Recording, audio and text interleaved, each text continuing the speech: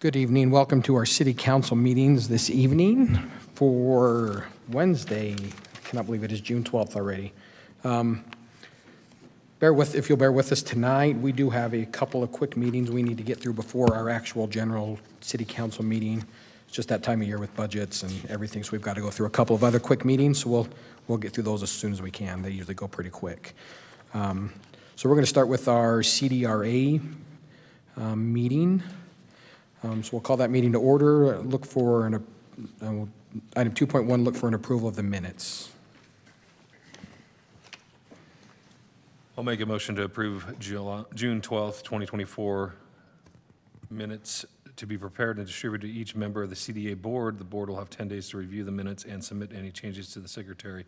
If after 10 days there are no changes, the minutes will stand approved. If there are changes, the process will be followed until all changes are made and the board is in agreement. Second. Okay, all in favor? Aye. Thank you. Okay, we'll go to 3.1, which is a public hearing and consideration of a resolution of the CDRA to adopt the budget amendments. Kyle.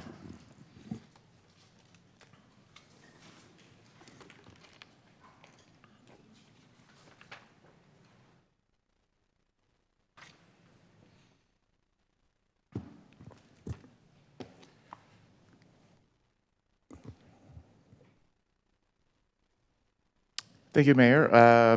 As part of fiscal year end, we do look at what amendments are needed to be made to the budget. So you'll fortunately or unfortunately be seeing a number of budget amendments tonight. So the first one is for the CDRA.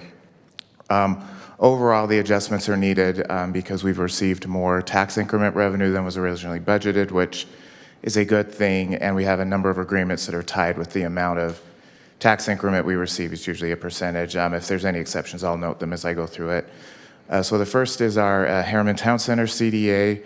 So as you see, we received more tax increment than we projected. We also, one of the agreement we have for infrastructure reimbursement, of course, increased because the tax increment increased. Similar in the business center, we did receive more tax increment than was originally budgeted. Therefore, the incentive agreement we have with the developer also increased by about $85,000. In Anthem CRA, it is a combination of a couple things. So one, we did receive more tax increment, so that did increase that tax incentive agreement. In addition, they do have a sales tax incentive agreement for some certain infrastructure.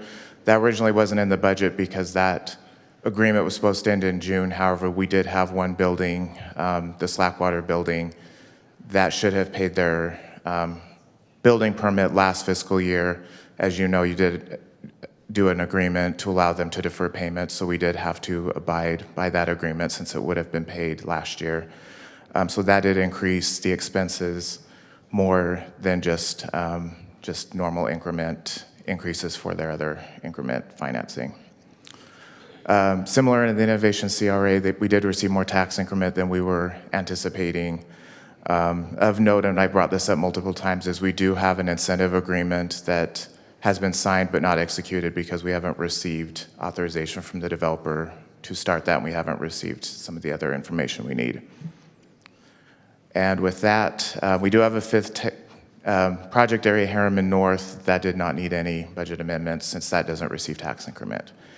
So with that, are there any questions before the public hearing tonight? Don't see any. Thank you, Kyle. Okay, at this point, we will open the public hearing. Seeing no comments, I will look for a motion to close the public hearing. So moved. Motion by Jared. Second. Second by Teddy. All in favor? Aye. It's a roll call. Is that a roll call, Jack? No, it's the, okay. Oh, the motion carries. The motion is, yeah. Okay, so look for a motion. Motion to approve resolution R 2024-02, approving an amendment to the 2023-2024 fiscal year budget.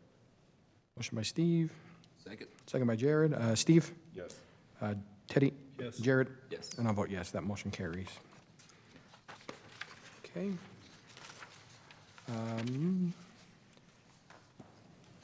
Another public hearing. You got another presentation for this? Okay. Yeah, quick one. Okay.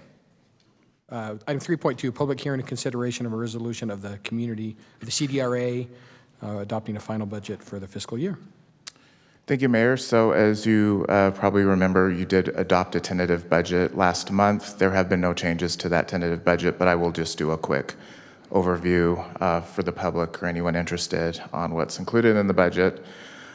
So as you can see in the Town Center CDA, it's about $4.2 million of revenues. Majority of that is tax increment financing, and then $3.7 million of expenses. That's made up of an incentive agreement, which is reimbursing the developer for infrastructure that they put in, and then debt service on existing bonds that were used for for infrastructure.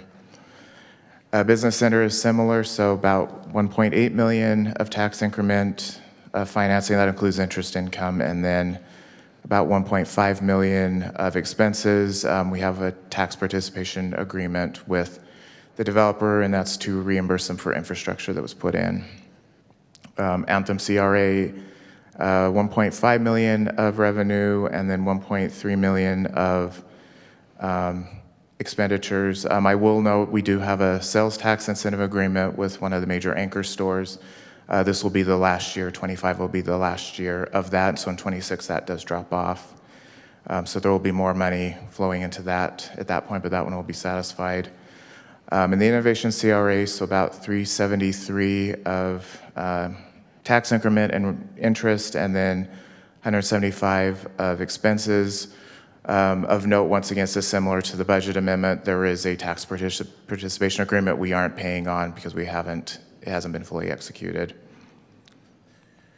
And then Herriman North, this is the project area of the auto mall where there is no tax increment. However, we do have a sales tax participation agreement for those businesses located along Herriman Boulevard, and so we do have a budget for contingency, and that's paid off actual sales tax receipts. So with that, are there any questions for the public hearing tonight?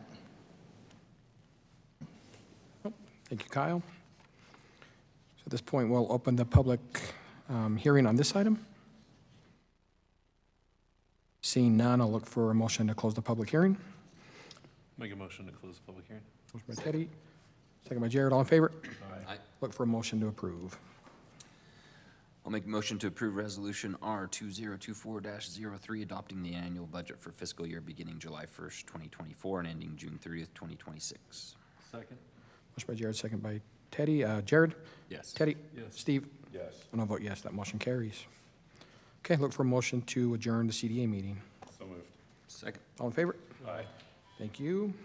Okay, we'll move next to our Herriman City Fire Service Area meeting. Start with 2.1. Look for a motion on the minutes. I'll make a motion to have the minutes of June 12th, 2024 be prepared and distributed to each member of the HCFSA board. The board will have 10 days to review the minutes and submit any changes to the secretary. If after 10 days there are no changes, the minutes will stand approved. If there are changes, the process will be followed until all changes are made and the board is in agreement. Motion by Jared, second by Teddy. All in favor? Aye. Okay. Go to item 3.1, public hearing and consideration of a resolution approving amendments to the HCFSA budget. Kyle. Thank you, Mayor. So we've got a few, board member, we have a few adjustments for the HCFSA. First is taxes. So as you know, we do get what we call a certified tax rate revenue number from the state and the county. However, that can change if we collect more than they are anticipating or if we have prepayments. That's what's making up the majority of that $145,000. In addition, because we have been building fund balance, as you can see, we've collected a lot more interest income than we were originally anticipating. On the expense side, as part of the budget amendment, I tightened up the contract services, and that is our payment to Unified Fire Authority. It's our contract assessment, and then also we do reimburse them for some SWAT training, which is a small amount compared with our contract amount. It's decreasing because I did tighten that budget to match what the actual UFA board and what we actually have paid to them. And with that, I did include a fund balance projection in the packet. So just as of note, especially for the public, as you notice, we are increasing fund balance. However, we will be using that to rebuild one of our current stations, and then we have other station needs. So the fund balance will be used in the future. It's not, we're just banking money on that. So with that, are there any questions for the public hearing? Thanks, Kyle. Okay, at this point, we will open the public hearing. Seeing none, look for a motion to close the public hearing. So moved. Second. All in favor? Aye. I look for a motion to approve the amendment. Make a motion to approve resolution R0224, approving an amendment to the 2023-2024 fiscal year budget. Second? Motion by Teddy, second by Jared. Jared? Yes. Teddy? Yes. Steve? Yes. And I'll vote yes, that motion carries. 3.2, of public hearing and consideration of a resolution to establish the property tax rate and approve the fiscal year 2025 and 2026 budget for the HCFSA. Kyle? Thank you. So once again, this was in the tentative budget that was approved last month. There haven't been any major changes. I will just highlight a few things as we go through this. So the major one is on property taxes. We are anticipating that the fire service area will be participating in the CDRA project area starting this year. That is why the budget has dropped. We did include that in long-range models to make sure that the service area is still fiscally sound. On the operating side, we did make sure that the UFA contract amount matches what the UFA board is going to approve. There is some, as I mentioned, some training that is also included. We have to pay UFA, so it is a little different than the amount that you'll see in the UFA board budget. As you can see, we do now split out the debt service on the fire station in the Rosecrest area.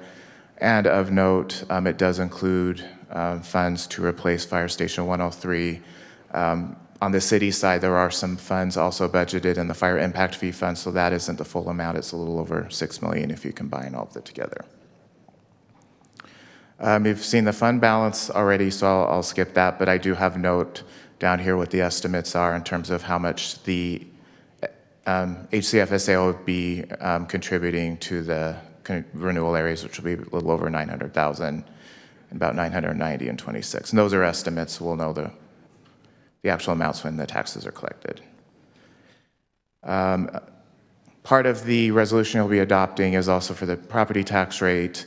So as you can see, the tax rate itself is dropping from 0.001318 to 0.001267. As of note, how property tax works in Utah is that the service area will receive the same amount of revenues they received in the prior year, plus any new growth. So there is no automatic inflationary increases put in there. They just give us what we got the last year. There's a process called Truth in Taxation to increase the rate. Staff isn't recommending that this year. And the new growth, the 268,000 is new growth that the county is anticipating in the area, and that's a 3.3% increase. The budget has 3.0%, so the difference is fairly immaterial with what's in the budget. And with that, are there any questions for the public hearing? No questions, but this one I have to make a few comments. Okay. As it's fire. All right, so one for those that are watching or those that are here, Kyle went past it every year. We talked about this was property taxes. The amount of tax that you pay does not go up with the value of your home. So you got the accountant explanation. I'm going to try to give the other, right? When the tax rate is set, they're actually setting a dollar amount that we collect from all of those homes, right? So as your home value goes up, the amount of tax we collect does not go up. We collect the same amount of tax, and they adjust the tax rate accordingly. That's about as far in the weeds as I'll get into that one. Second is in the budget for the fire stations and the millions of dollars we collected and we have in the bank. That's a direct result from the change that we made a couple of years ago.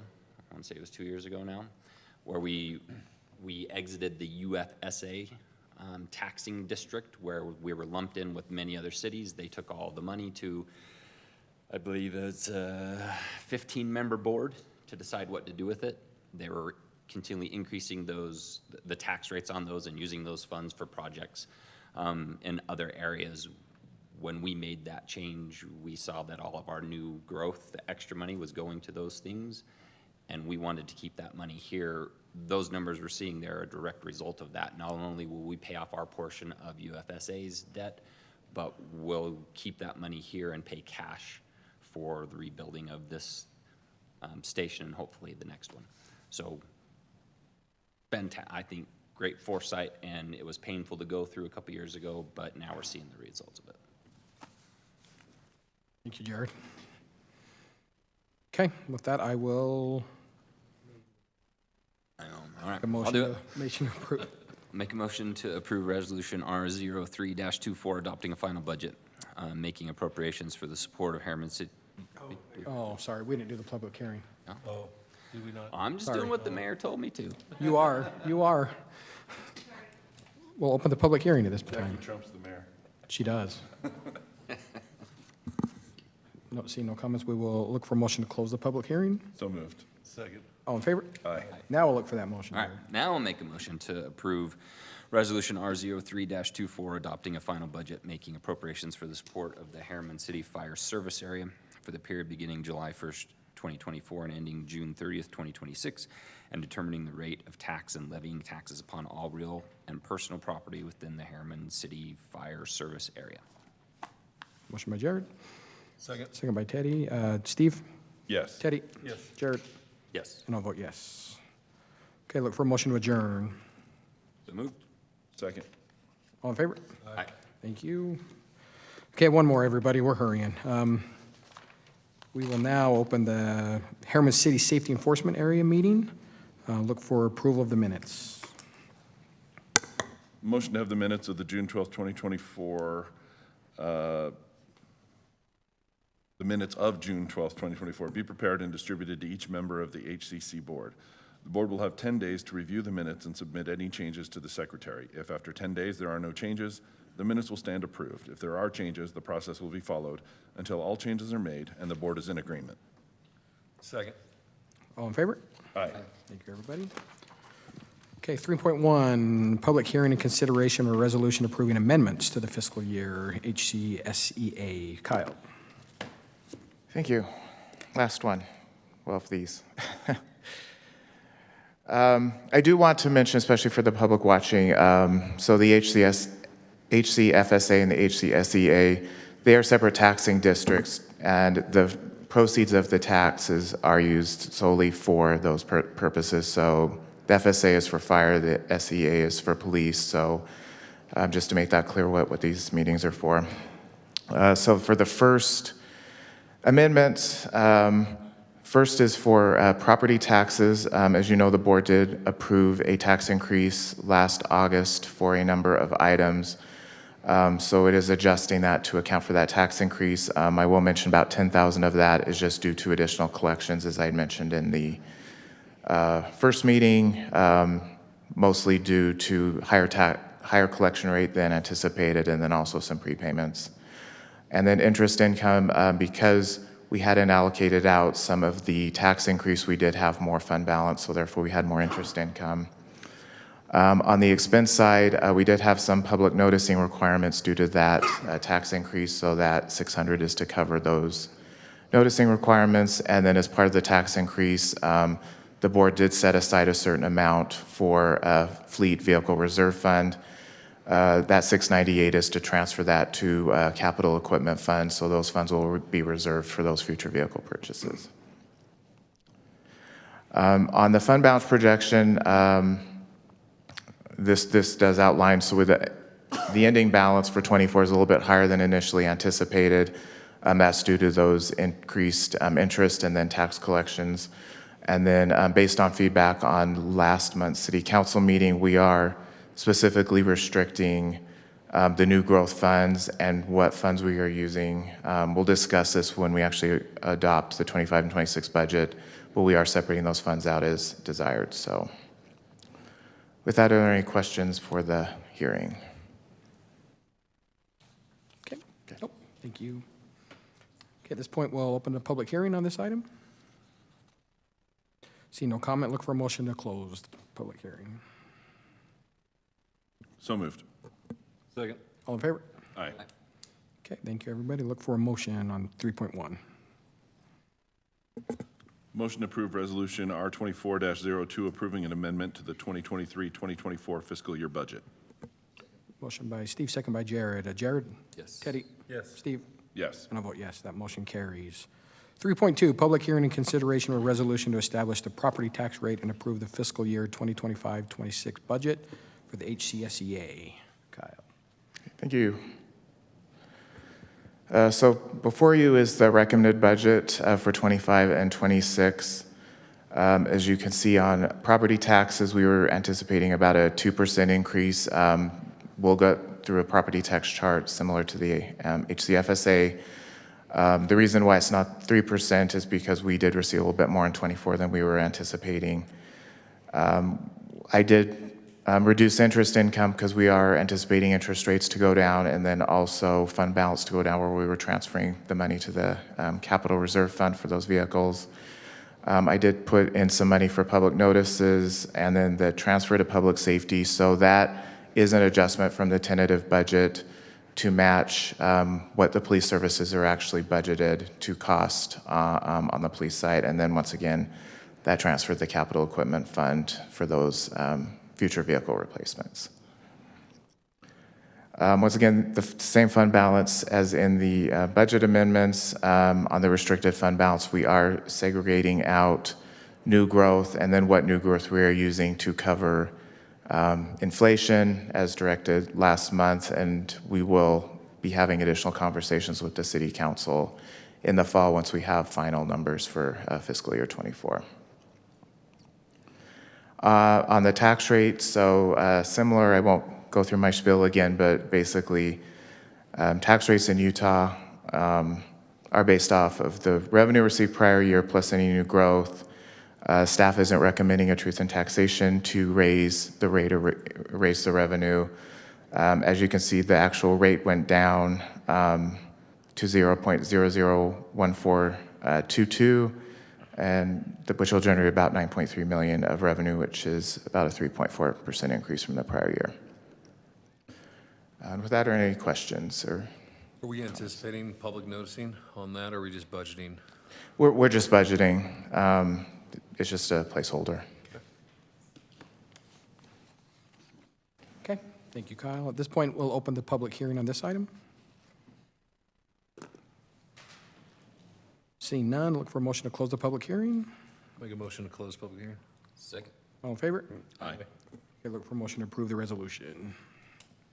Motion to approve Resolution R24-03, adopting a final budget making appropriations for the support of the Herriman City Safety Enforcement Area for the period beginning July 1st, 2024 and ending June 30th, 2026, and determining the tax rate and levying of taxes upon all real and personal property within the Herriman City Safety Enforcement Area. Second. Motion by Jared, second by Teddy. Steve? Yes. Teddy? Yes. Jared? Yes. And I'll vote yes, that motion carries. Okay, look for a motion to adjourn. So moved. So moved. Second. All in favor? Aye. Thank you, everybody. Yep. Okay, give us 2 seconds, 2 minutes, and we're going to come back and we'll start a regular meeting.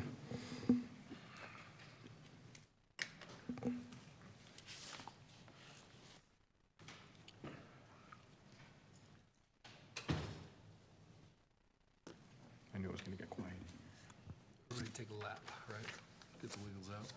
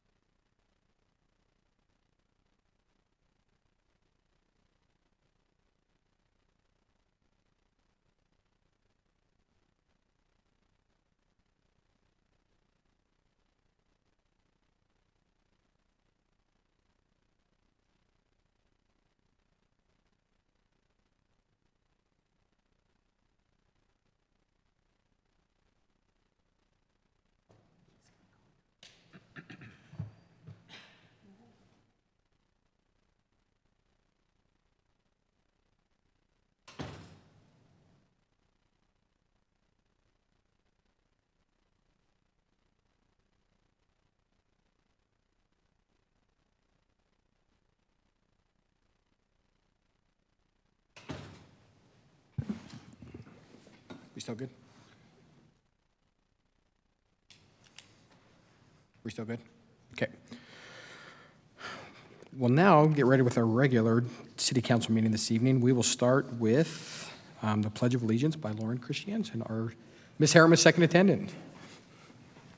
All right, if we could have everybody please stand beside the Pledge of Allegiance.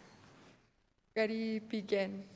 I pledge allegiance to the flag of the United States of America and to the republic for which it stands, one nation, under God, indivisible, with liberty and justice for all.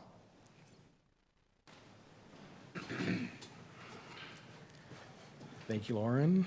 Appreciate you being here.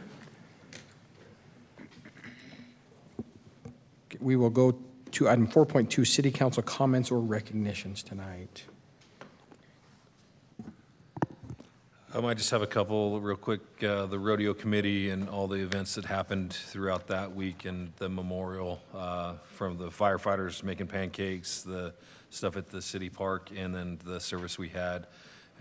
We had a couple great speeches by one of our council members. She's not here, but she did an excellent job. Also, Burgess Owens. It was a very good ceremony, so it was well attended as well.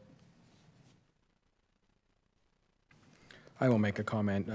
Councilmember Orrin is not here. She's actually, today was the funeral for her mother, so we wanted to express our condolences to her and thoughts to her and her family at this time. Completely understandable that she's not here today, so again, just our thoughts are with Sherry and her family tonight. So, okay, at this point, we will go to public comment. Audience members may bring any item within the city's purview to the city council's attention. Comments will be limited to 2 minutes. State law prohibits the council from acting on items that do not appear on the agenda. Public comments for this meeting will also be conducted electronically. Any person in addressing the council may submit a comment by emailing recorder@herriman.org or by visiting herriman.org/agendas and minutes, where there is a link to fill out an online public comment form. Your statement will be incorporated into the public record. So I have 2 comment forms so far, so we'll start with Lauren.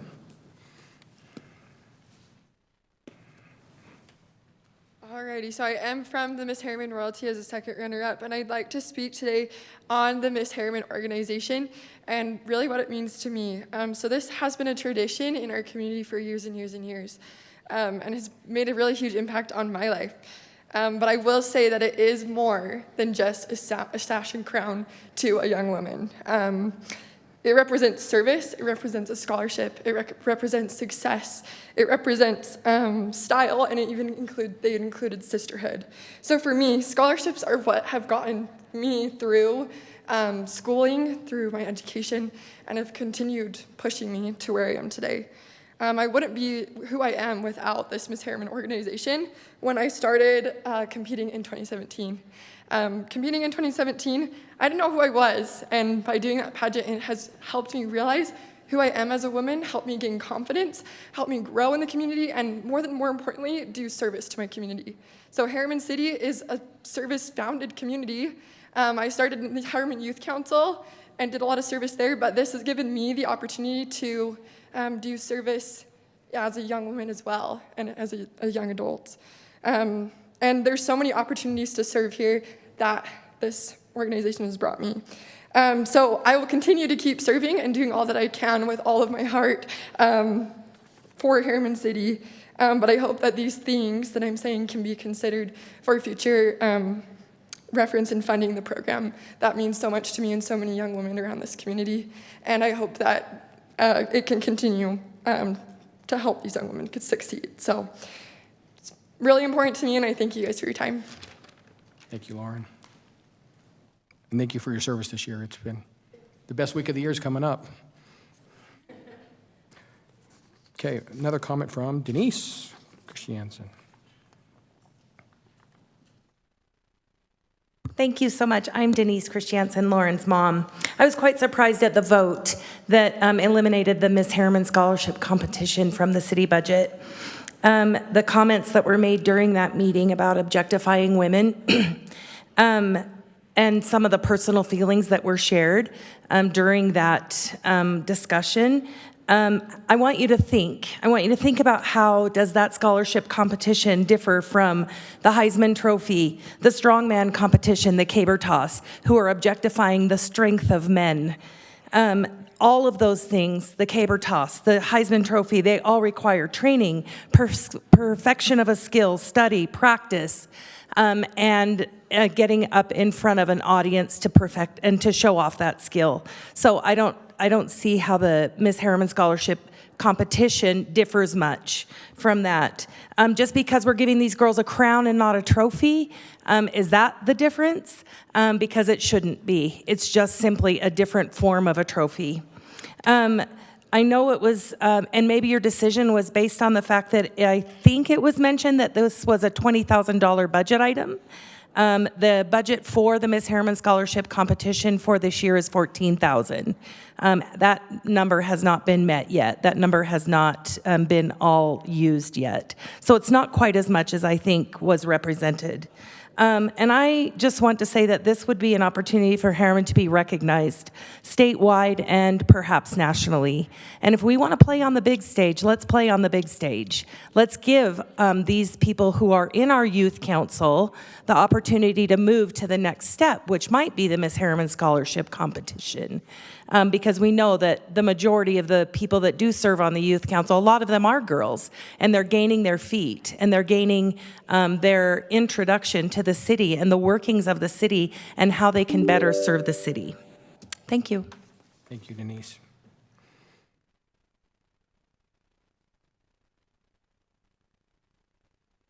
Okay, I look for any more comments.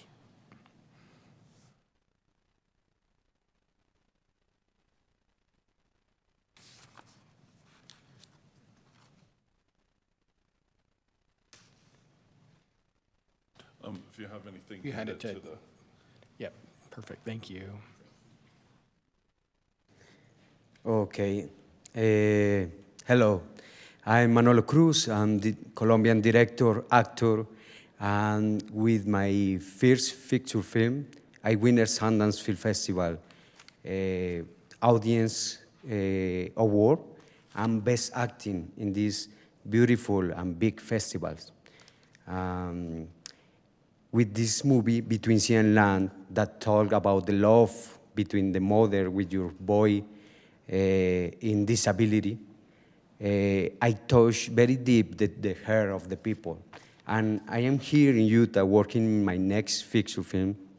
The name is Bible Trafficker, because it's important for me speak about the love, because I think the people in many times forget the value about the love in the life. And in my next movie, I told the same thing, no? The love and the importance in our life. And I want, and I am in here because I want extended the invitation for all people for have private screening of my movie, Between Sea and Land, and after that, talk with the people about this item, the love and the good things in the life, because many times we are in many things for have a house, cars, whatever things, and the more important in the society is the love. And yes, I am happy for I'm in Utah and working in my next movie, and I am happy for talk with many people about this movie, Latin movie, and that these awards and recognition in the world. Thank you very much for your time. Thank you.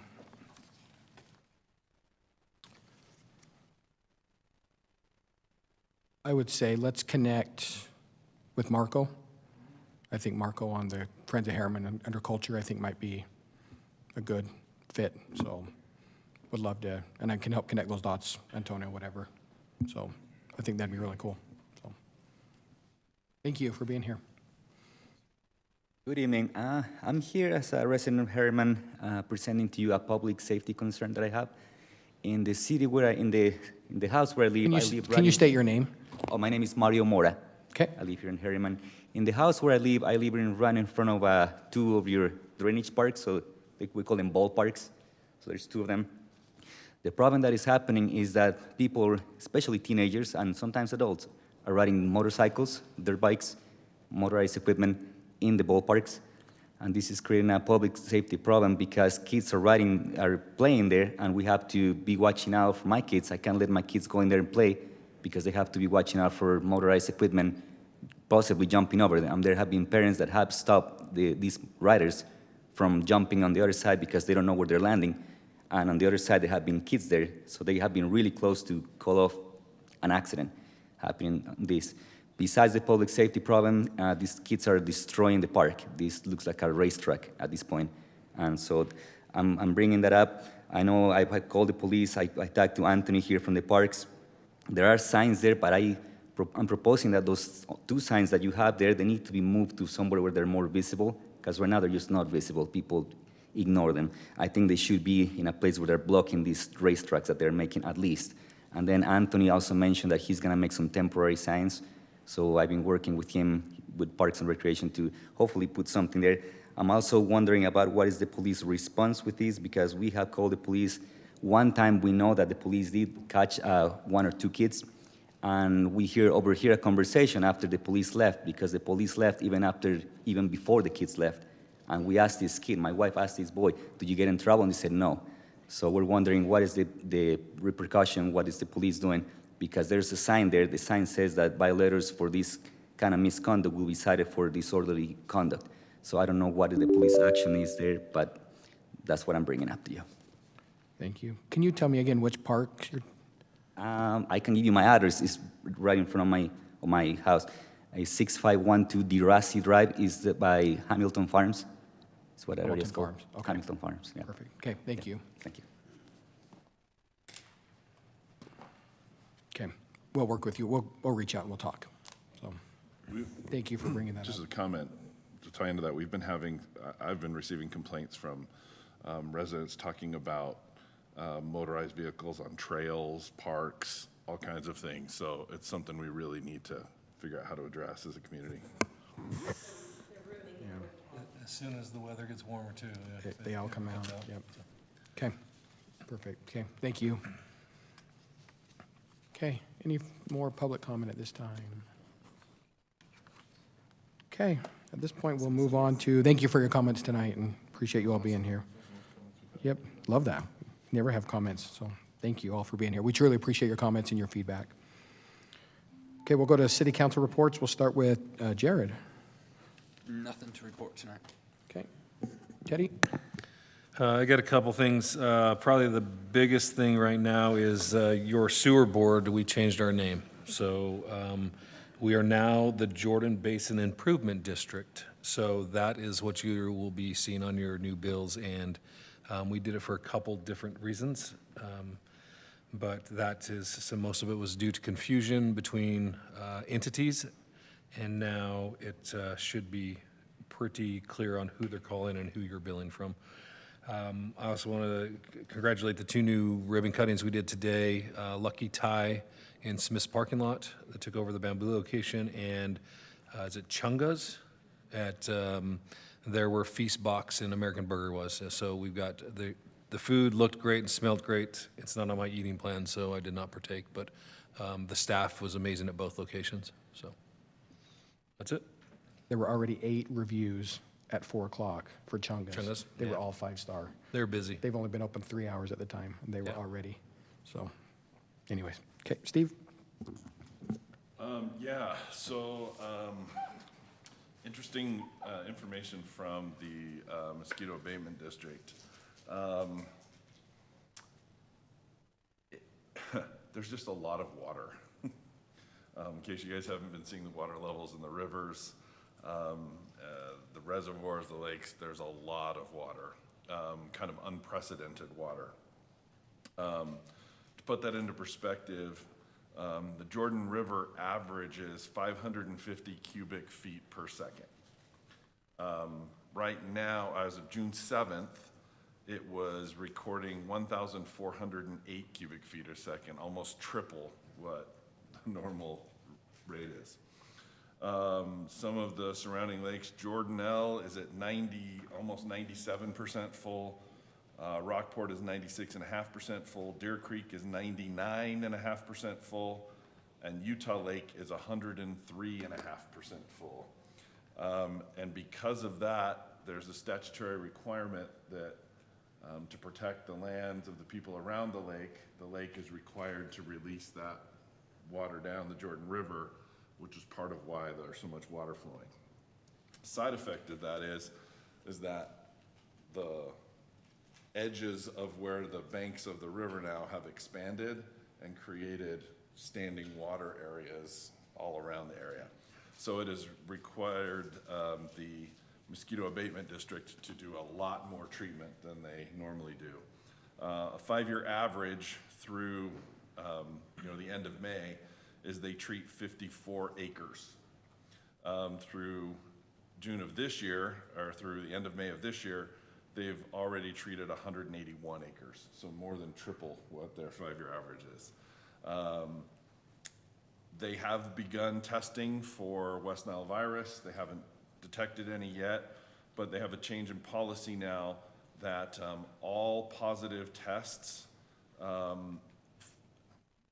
not human cases, but any pools that have mosquitoes that test positive for West Nile virus will now be reported to board members of all the municipalities. So we will be getting real-time reports on that I'll share with the board we can announce. But 0 positives to date. So there have been no tests for West Nile virus. There have been 8 cases in Utah of dengue fever and 11 cases of malaria. However, all of those are travel related. There haven't been any cases of local acquisition of those diseases from mosquitoes. So they're working hard, they're staying ahead of things, they're treating everything they can. They are doing all within their power to keep the mosquito populations down right now. We should be expecting there's gonna be a lot of mosquitoes this year. So if you're detecting a lot of mosquitoes, if you're having problems, please call the mosquito abatement district. They will come out, they can do adulticide spraying, they can treat any standing water. They have mosquito fish that they can put into your ponds or any areas that will help eat those larvae so they don't turn into mosquitoes.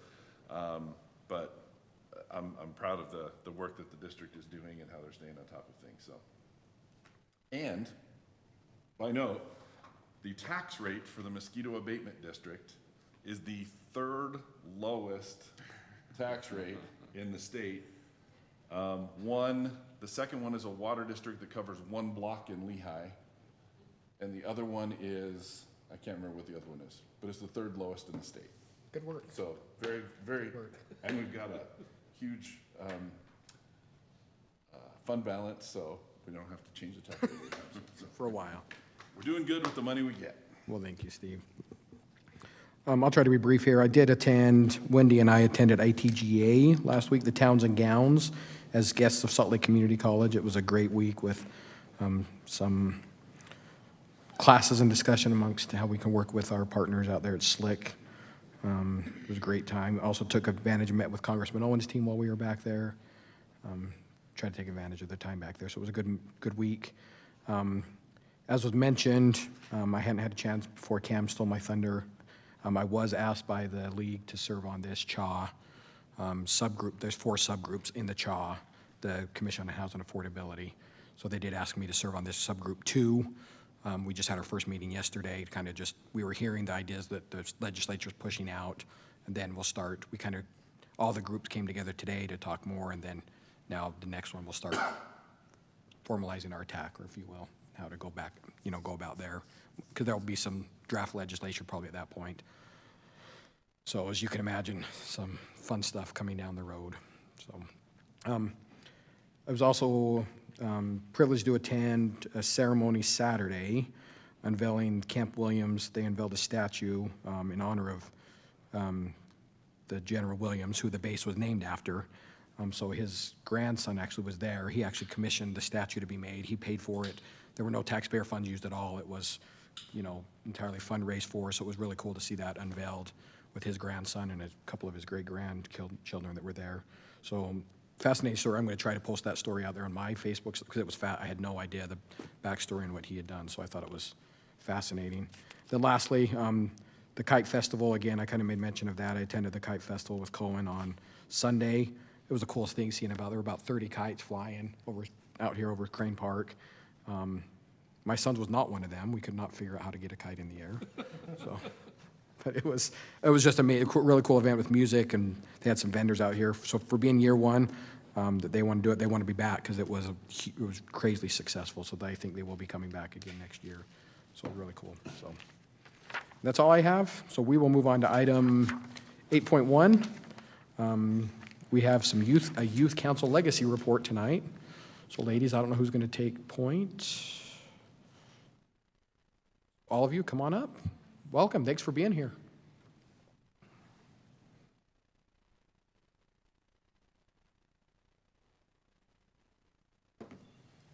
Okay, hi. So we are all members of the Herriman City Youth Council, and for our legacy project this year, we decided to add another season to our podcast, Herriman Youth Podcast, which we started last year. We've got 8 more episodes, and we've just had a really good time just learning more about important people in our community, who's kind of in charge of things that are really important, and just kind of talking about things that benefit youth in our area.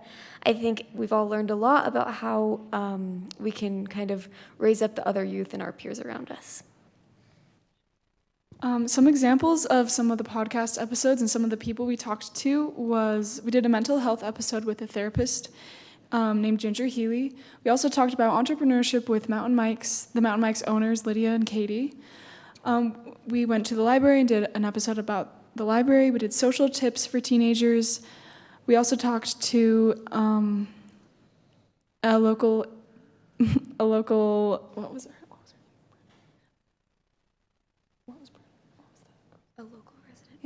A local resident about immigration. And then we also talked to our AP Gov teacher about teens participating in the government. I got the opportunity of helping with one of the podcasts. I helped with the social tips. In this episode, we had the privilege of talking with Kristen Sokol. She is an incredible life and dating coach, also Sunny's mom. So we discussed some common questions that people have about friendships. Some things that we talked about were like how to make new friendships, some ways to socialize with other teens in Herriman over the summer, and some other ways to make and maintain friendships. Kristen also shared about her own CRQ formula that is a huge help when starting a conversation with people. So go check it out on our podcast. One of my favorite podcasts that I helped with was at the library. We got to interview one of the librarians, and it was really helpful because I learned a lot about the different resources the library has, like the classes and events that they put on, like dances, bingo nights, and art classes, which I thought was really cool. I didn't know they had this many resources, and I thought it was really cool that they provide those for the people around the city.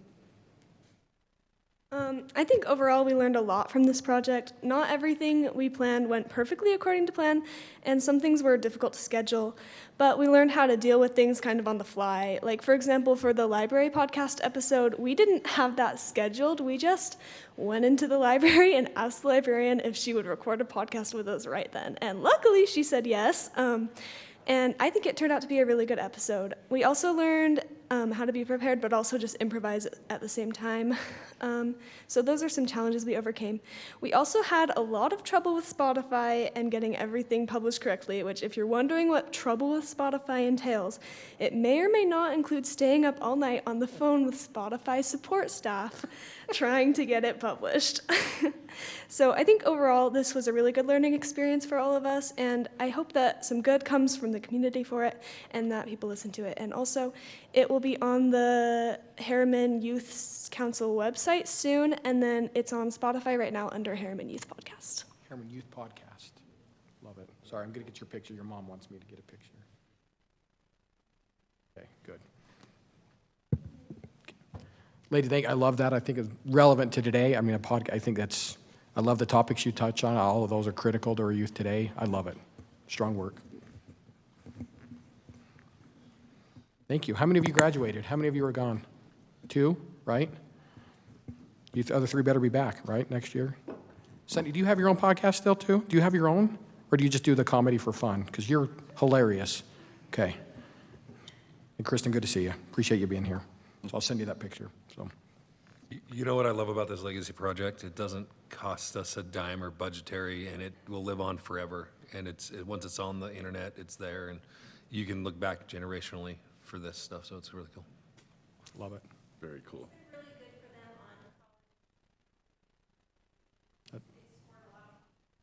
That's really cool. Strong work. Love it. Love it. Good job.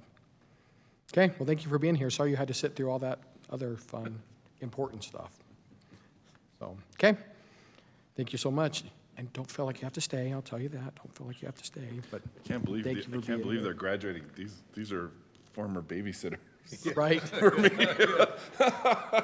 I'm shocked. Wow. That's awesome. I will.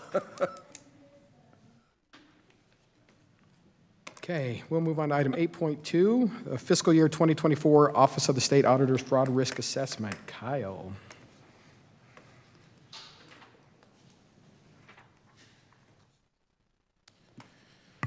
Thank you, Mayor. A few years ago, the State Auditor's Office came up with a risk assessment tool to give entities an idea of how they would rank in terms of the risk for fraud.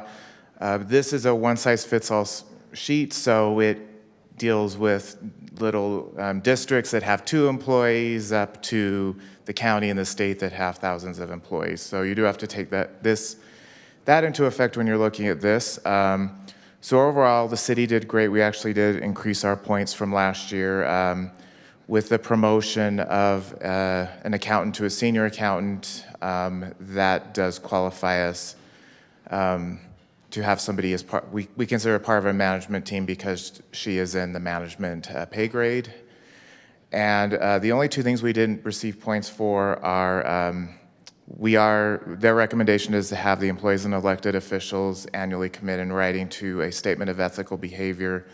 As staff, we have been working on consolidating all of our policies citywide. So this is a policy we will add to the personnel policies when we get to that point. So it's we've just been waiting for that to bring them back to you all at one time instead of piecemealing it. The other one is we currently don't have a formal internal audit committee. However, we did go with a new audit firm this year, and we are going to see some substantial cost savings. So at our next audit committee meeting, I do want to brainstorm with them about possibly looking at bringing in an internal audit function. I don't know if it'd be enough to qualify to the points, but we are moving as staff in that direction with the audit committee.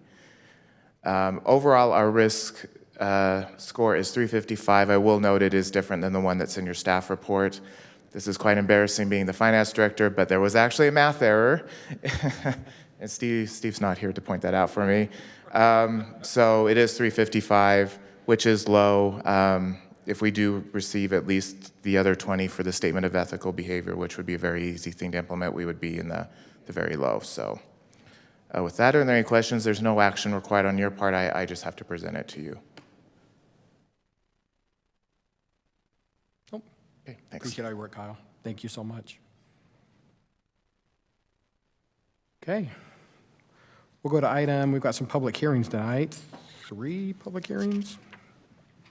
Oh, there's a lot. Okay, we're just going to start. 9.1, public hearing and consideration of a resolution amending the budgets of the city of Herriman for fiscal year 2024. Kyle.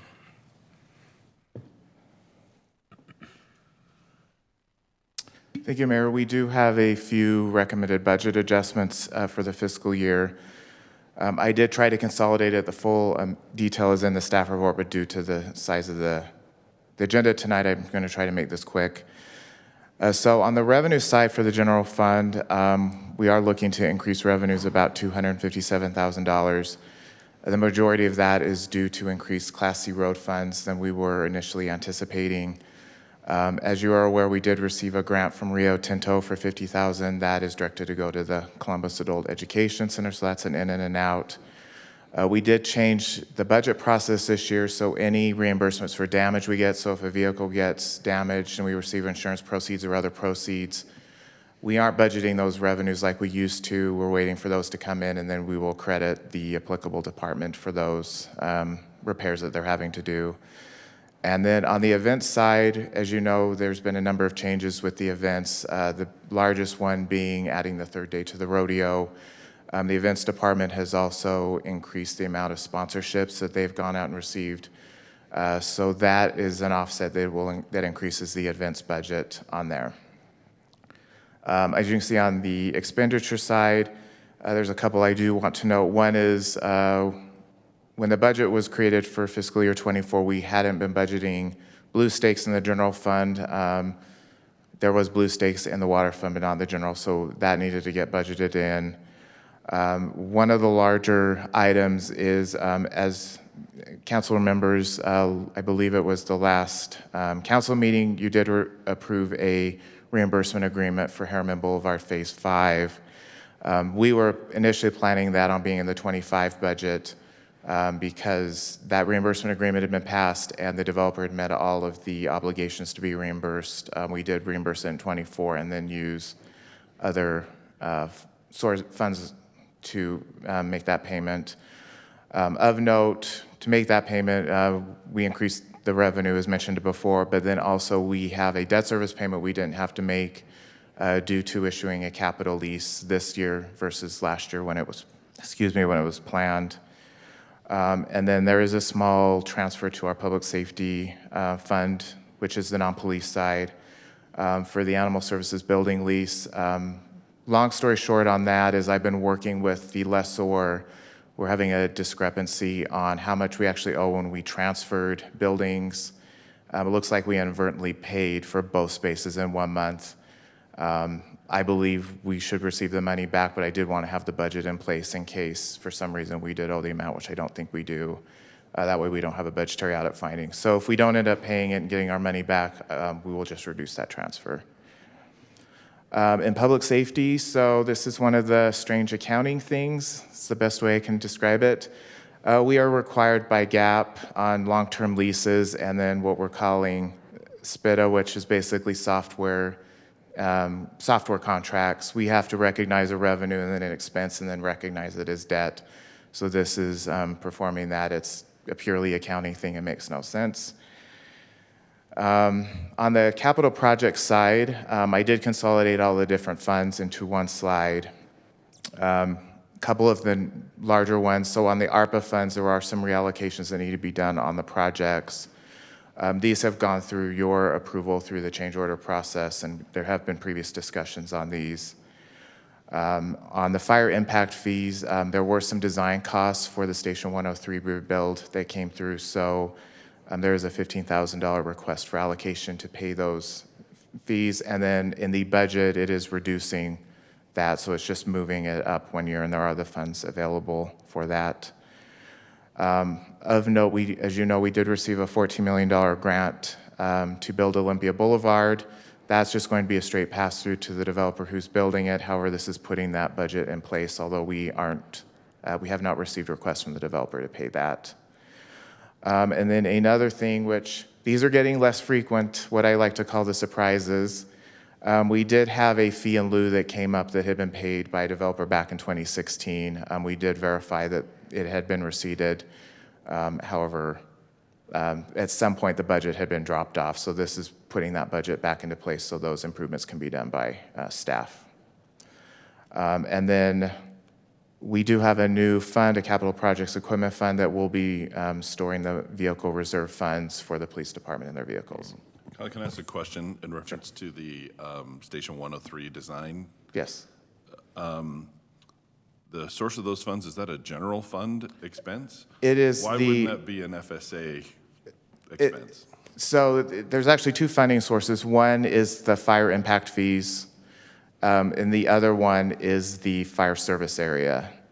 So we're using as much funds as we can in the IFFP out of fire, but then the FSA is paying for the rest. Okay, just So wanted to make sure. this is out of the fire impact fee, not the FSA, Thank you.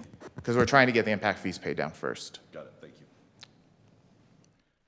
On the water side, there are a number of capital project adjustment requests. So the first is putting in the EPA grant that we had been awarded. So that is a $3.2 million grant. With our match, that will be a $4.1 million budget.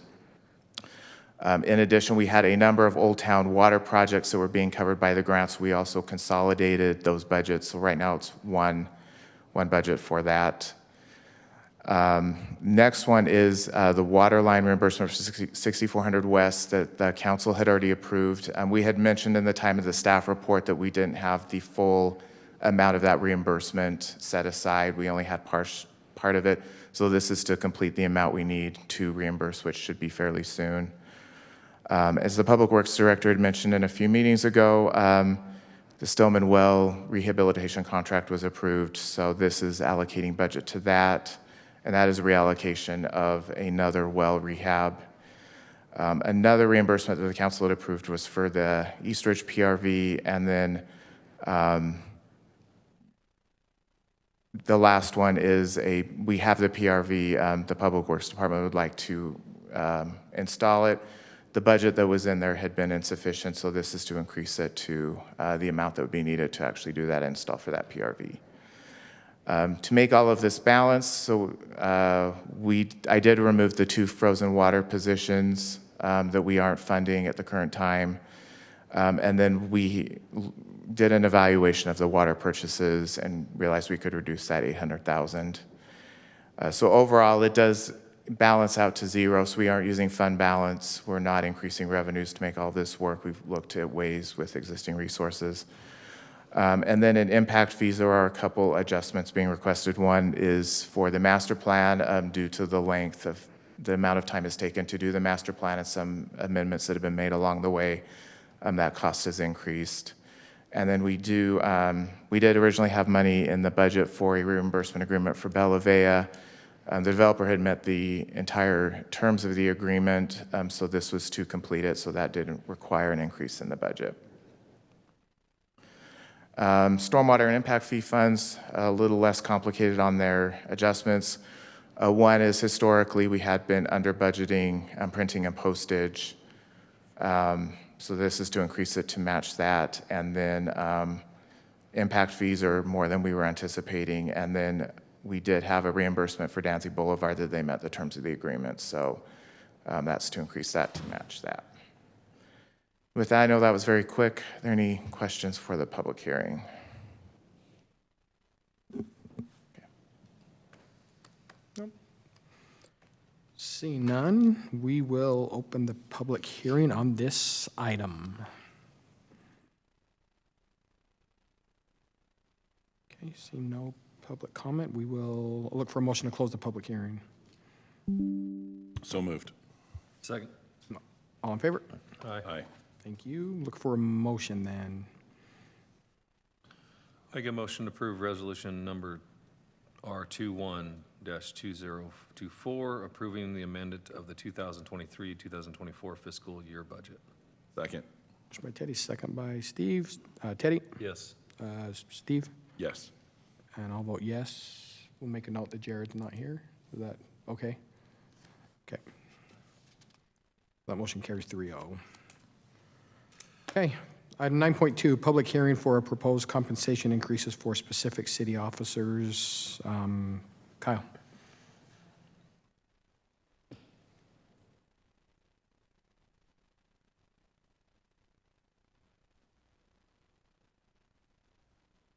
So this is, thank you, Mayor. This is a new requirement based off of a state law that passed with the last legislative session.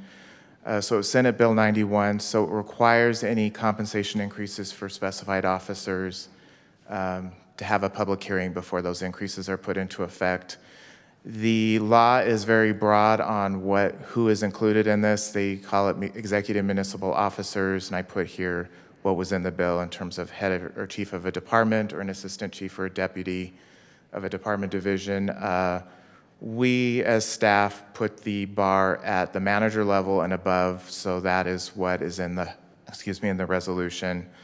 So the proposed increases are as follows. So one is a 3.4% cost of living adjustment. That is proposed for every city employee. I will note the council is not included in that 3.4% cost of living adjustment.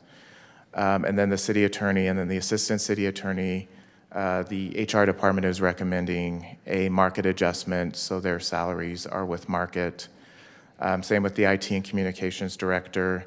And then the city treasurer did graduate with a bachelor's degree, and historical practice has been to award a 5% increase upon completion of a degree. I will just note, especially with this position, as you'll see in the consent agenda, we are looking to hire an investment advisory firm. She will be over this, and so that does add a little bit more complexity. So it's good she has the degree to help out with the management of that. So before the public hearing, are there any questions on this?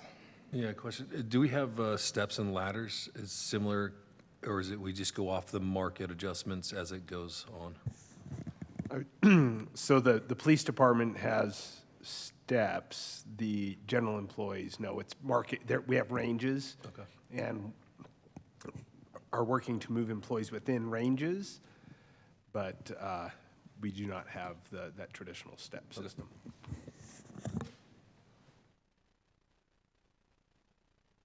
Okay. Thank you, Kyle. Okay, at this point, we will open the public hearing on this item.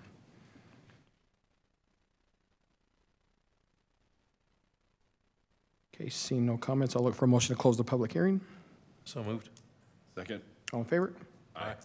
Okay, look for a motion to approve. Motion to approve resolution number R22-2024, stating proposed compensation increases for specific city officers. Motion by Steve. Second. Second by Teddy. Teddy? Yes. Steve? Yes. And I vote yes. That motion carries. With another note, Jared's not here. It's 3-0 on that one. Okay. 9.3, public hearing and resolution fixing the compensation for the City of Herriman elected officials. Kyle.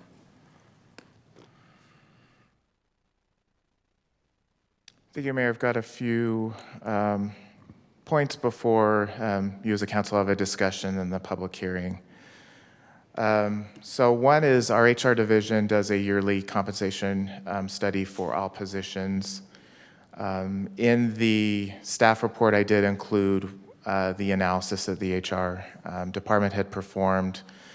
That analysis showed that an average for a part-time mayor is about $35,300 through $400 a year, and then a part-time city council average is approximately $18,500 a year.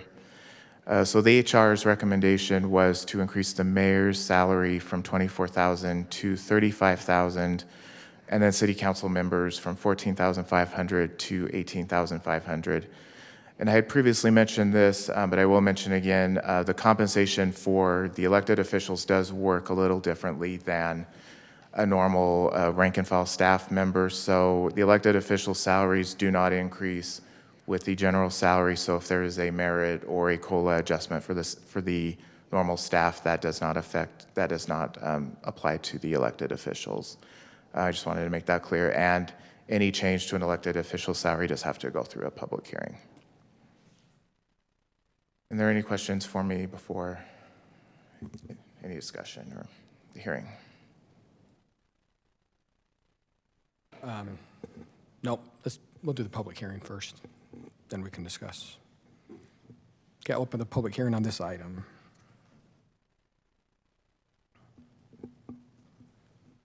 Okay, seeing none, I'll look for a motion to close the public hearing. Make a motion to close. Second. All in favor? Aye. Aye. Thank you. I think there's going to be some discussion on this one. I'd really like Jared to come back in, so bear with us just 1 second.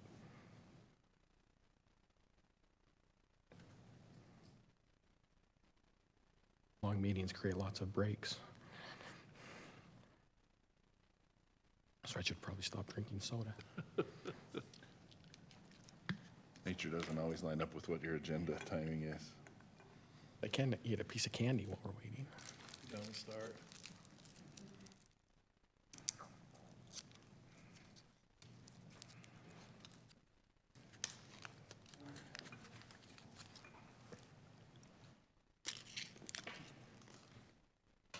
Not that we're waiting on you or anything.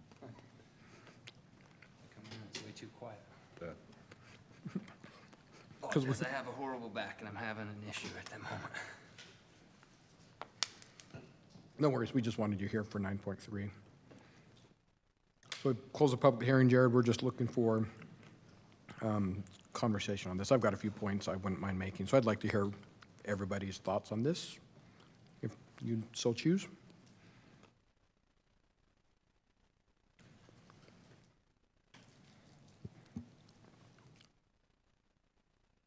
You guys tell me I talk too much, and then you all look at me to start talking. I'm looking at everybody. I'll speak. So I will go first. I'm, I guess, the longest tenured member of the council. For me, any opportunity we have to try to take the politics out of any issue is good to me. I wish that we could. I did hear Kyle's comment. I wish we could make it just kind of like regular employee salaries where it is adjusted with COLA, right, to keep up with inflation. I don't like the idea of waiting too long to make adjustments, that it becomes a larger dollar amount and then it does become a political issue. I think there's a fine line, a balancing act between not paying enough that it disincentivizes qualified people from doing this. This is in addition to our regular jobs and family and everything else, but you don't want to pay too much to where it incentivizes someone that's why they want to do it. So it's difficult to reach that happy medium. The work that they do to find the median pay scale for all of our employees, and I believe that's the analysis that was done with this, is we're not looking to be the top or the bottom, but be fair in the middle, and if you don't make adjustments for too long, then that gets out of whack, and then it's a larger amount, and then it does become a political issue. So in general, I'm in favor of doing this review on a regular basis. I believe Councilman Shields recommended that a few years ago, really for a lot of those reasons, for it to just be a regular review and keep up at an appropriate rate. Sorry, I gotta stand up. Oh, you're fine. Steve or Teddy, anything you'd like to say on this? I know it's an awkward subject. Yeah. I think it took me a while to kind of come to a place of thinking about this, because it's a very unique position, voting on your own salary increase. And I got kind of stuck on that for a long time, that I didn't take this job with the idea of voting myself a salary increase. However, it was pointed out to me that it's not just about myself, it's about the office and anybody that would be serving in this office to be fairly compensated for the amount of time and hours and work that it takes to serve in this capacity. And realizing that we're trying to stay pretty close in the middle. I think as it stands right now, we're at the bottom. I know there's been comments from other city officials from other cities going, how can you guys possibly pay your mayor so little when he's doing so much and has so much responsibility and those kind of things. So when I think about it in terms of what the compensation for this office should be and for any future people serving, I think it's important that we're trying to keep that kind of in a target range there without being excessive or inappropriate with it. I do appreciate the research and suggestion that was done by our Human Resources Department to kind of rightly target what those numbers should be. And then I want to echo Councilman Henderson's comments about how I think this is something that should be done more regularly so that we avoid these large increases when they come up. Okay, thank you. Okay. Any thoughts, Teddy? Yeah. Thanks for guys' input. I know we discussed this in the work meeting last week, and I don't know if you had the chance to review that, but I don't agree. I don't disagree with the statements or sentiments with what you've said, Steve, or with what Sherry brought up last week about the position of it being the office and compensation of the office, not the individual. I am struggling with it to the aspect of the timing of the budgetary constraints that we're going through the city. The other items we're foregoing to fund, the other reductions and the frozen positions, all of it adds up, and the 27,000 won't get us very far down the road on any of those items. It's just, I just have a struggling time with it for the timing. And I agree with Jared, it shouldn't be a political thing. It shouldn't be something that wins an election or discourages somebody from trying to be an elected official. And that's the hard part. I mean, it's $4,000 is not a lot of more money for anybody, but at this time, I'm just struggling with the significance of the other things that I feel like we aren't putting funds towards or allocating towards, so.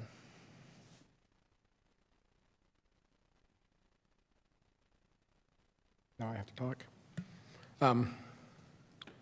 I've gone back and forth on this too. This is, I think you guys know I love what I'm doing. I love putting my heart and soul into this position. I don't have any, is it busier than I thought it would be? Absolutely. Jared, when we sat down and you tried to warn me that this was more, I had no idea. And I think I create some of that on my own, of course, for sure, right? I do a lot that is not required of the position, but it also is what fulfills me, I think, too. So I've debated even back and forth. Honestly, I'm not, because I've now, for the record, I've told everybody for the last couple of years that's asked me about this, because as you've mentioned, Steve, other council members, other cities have said, man, you guys are low. And my argument to them has always been, I knew what the pay was when I signed up for this. And so so that's been, we talk about trying to be true to that. That's kind of what I've told people, is I knew that's what, and I get it's the position and not me. So I've struggled to balance those two competing interests, right? It's not, and then even today I had to discuss with staff a little bit, because right now I mean, if I'm going to be honest, I'm a no vote on it right now. But at the same time, I know Sherry's a yes, so I know based on the, if we're doing the council math as we call it, it's 3-2. So I even debated, do I just throw the yes vote in there because it's going to go through, or do I vote with where my vote needs to be? And my vote does not match what my wife suggested. So, but at this point, again, based on what I put out there to what I've been telling people, again, so my thoughts are I'm going to be a no, and I didn't know where anybody else was tonight. Steve, I know you had brought it up, so I kind of knew, and I knew where Sherry was. So I cannot vote for it tonight, and so I don't know if it's going to be a 2-2. So I don't know if at that point we can bring it back as a budget amendment, which is what staff had kind of recommended, that because it will be a 3-2, we can bring it back in a couple weeks as an amendment. But Can I ask a question, Mhm. Mr. Mayor? Of course. Just for discussion purposes, the challenge of this office is that there's never going to be a vote for compensation change for these chairs that won't affect at least some of the people in these chairs while they're still there. 100%. Right? And if you say, I can't vote for this for myself, then you're putting the responsibility on the next person in that seat to have to make a decision on whether to vote for themselves. And if you continue to do that, you get in a place where some mayor down the road is going to have to cast a vote for a $40,000 increase because it's that far out of market. Right. And I just don't think that that's fair to punt that responsibility to the next people that have to fill in these seats, when it's clear right now that we're out of whack with what the market is, what other municipalities are compensating their elected officials with, and what's been recommended by our own Human Resources Department. There isn't any other way. These aren't adjusted by cost of living increases. They're not adjusted by inflation. They're not adjusted through any other thing than the votes of the people that are in these seats. One just for discussion. And it's an unfortunate responsibility that we have, but it's nevertheless a responsibility that we have. It's a good point, and I respect anybody's vote on this any which way. But I will say that I think every one of us have gone through exactly this process, right? Early on, I actually didn't know what compensation was when I raised my hand to do this. I just wanted to fix some things, right? But I also didn't realize how much is involved in all those sorts of things. What I've learned with these votes is just that, is that one, there's never a good time. And two, delaying it, none of us want to vote for that ourselves. And in my first few votes like this, I had the exact same sentiment and made the exact same votes. And with perspective, I'm realizing that that everything you just said, Steve, right, it's a compounding problem. You hear me talk about the math part of it, is delaying it makes that number even bigger and bigger, and it puts it on the next people. And the bigger that is and the longer it's been, then it does become more political. So that's just from my point of view, and I totally understand where you guys are coming from, because I've been there and I've done that. Just that experience, I guess, has taught me those things. Yeah, I mean, frankly, in my second month in office, more than 5 years ago, 4 years ago, there was a proposal from the city manager at that time that we should be looking to make a change. That was 4 years ago. And so it just got punted. And now, I was reelected, I'm in the same chair, and if I don't do anything, it's going to be 3 more years, and then the next person's going to have to make a bigger adjustment. And that's the reason why, as much as I find it distasteful to have to vote for compensation that directly impacts me, I had to contextualize it in the role that that's the responsibility that this seat has, is determine what the compensation for this seat is now and in the future. So I'm glad this was separated from from 9.2, because an administrator, an attorney, a city manager can go to any city and get the same employment for the same compensation or similar compensation, depending on their job duties and titles. A city council member can only sit in the city council in their own city. So I don't know why we are evaluating to other cities or other markets. If you want a higher paid job, you can go to other markets. And that's like the hard line there that I see. Obviously, we chose to be here. There should be some compensation increase, obviously throughout the years, to make it more appetizing for qualified individuals, and I see that. I don't think that waiting a year or two, or even the 25 or 26 budget for this, in my point of view, to where we can open up those things where we are getting on higher ground,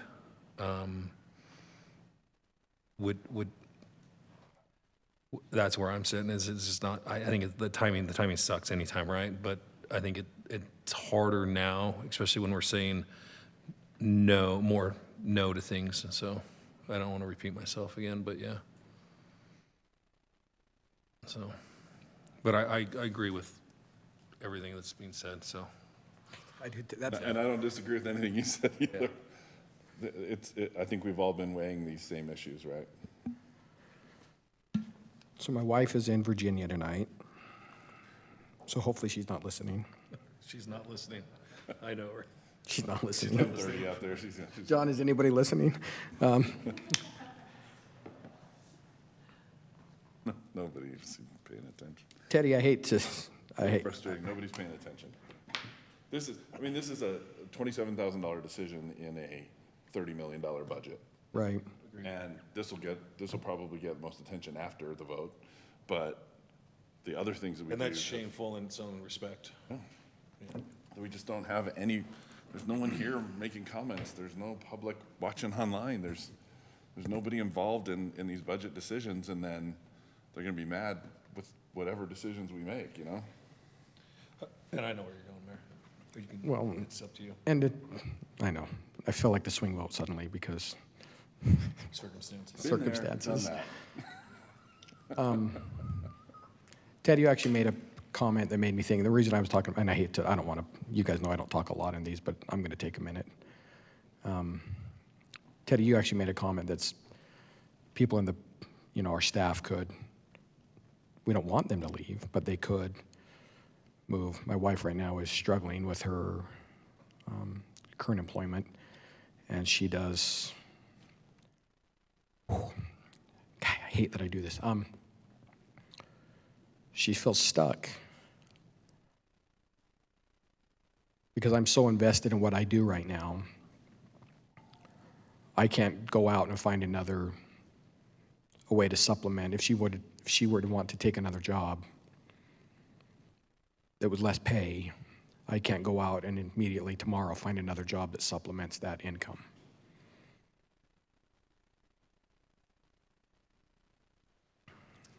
I'm stuck, and I hope I'm stuck for 6 more years.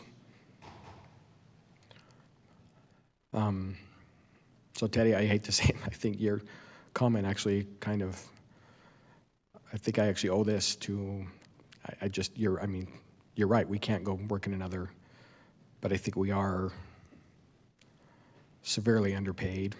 And again, we don't do it for that. I didn't even know what I got paid until after I was elected. I didn't even know.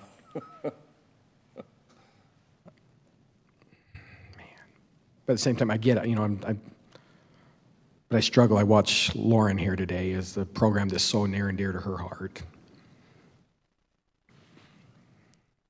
And just, man.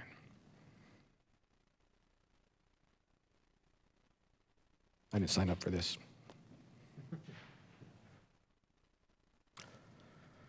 Let's take a vote, and I'll see where I'm at when we take a vote.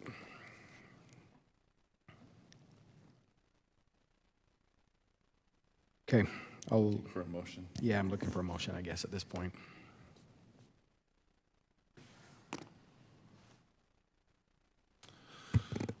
Motion to approve ordinance number 2024-10, fixing the compensation for the Herriman City elected officers.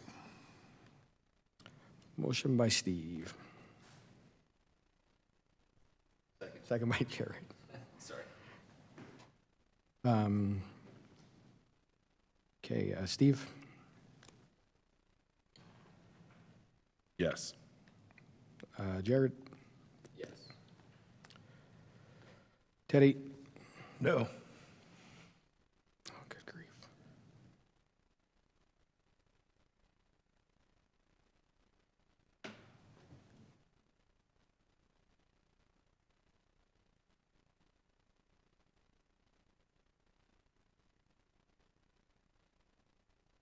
Man, I'm torn. I'm sorry. I'm so torn.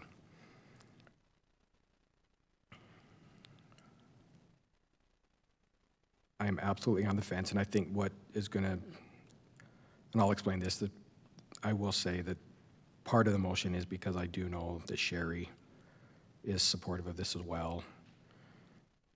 And rather than having staff come back and having to do a budget adjustment, and I'm just still on the fence, so at this point I'll vote yes at this point.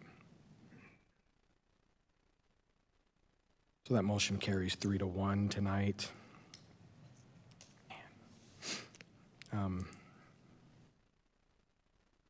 Mayor Palmer, can I make one comment? Sure. I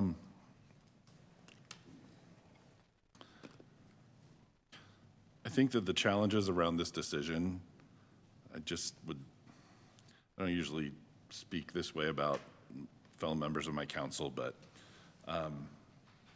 their deliberations, their debate, their comments, the arguments they make are sincere representations of their good character and the time and care that they put into the service that they give to this city. These are excellent men and women that I serve with, and I'm humbled to be a part of this excellent body. And the fact that something that is a relatively minor budgetary concern, a very small thing, there's such a reluctance to just assume that's the right decision.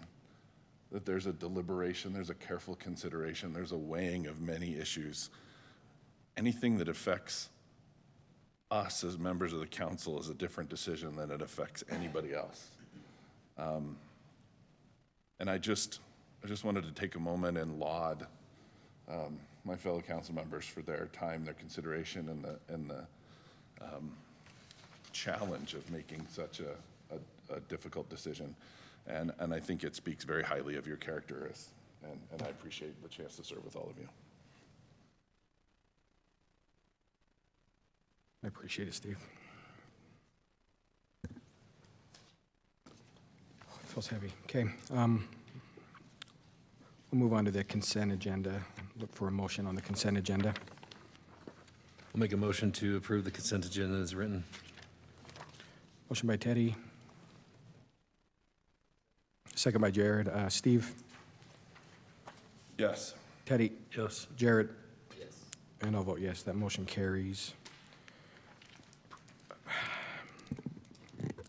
Move to item 11, discussion and consideration of an ordinance adopting a final budget for the city of Herriman for fiscal years 2025 and 26, adopting a job classification and salary plan, and setting the rate of tax and levying taxes upon all real personal property within the city of Herriman.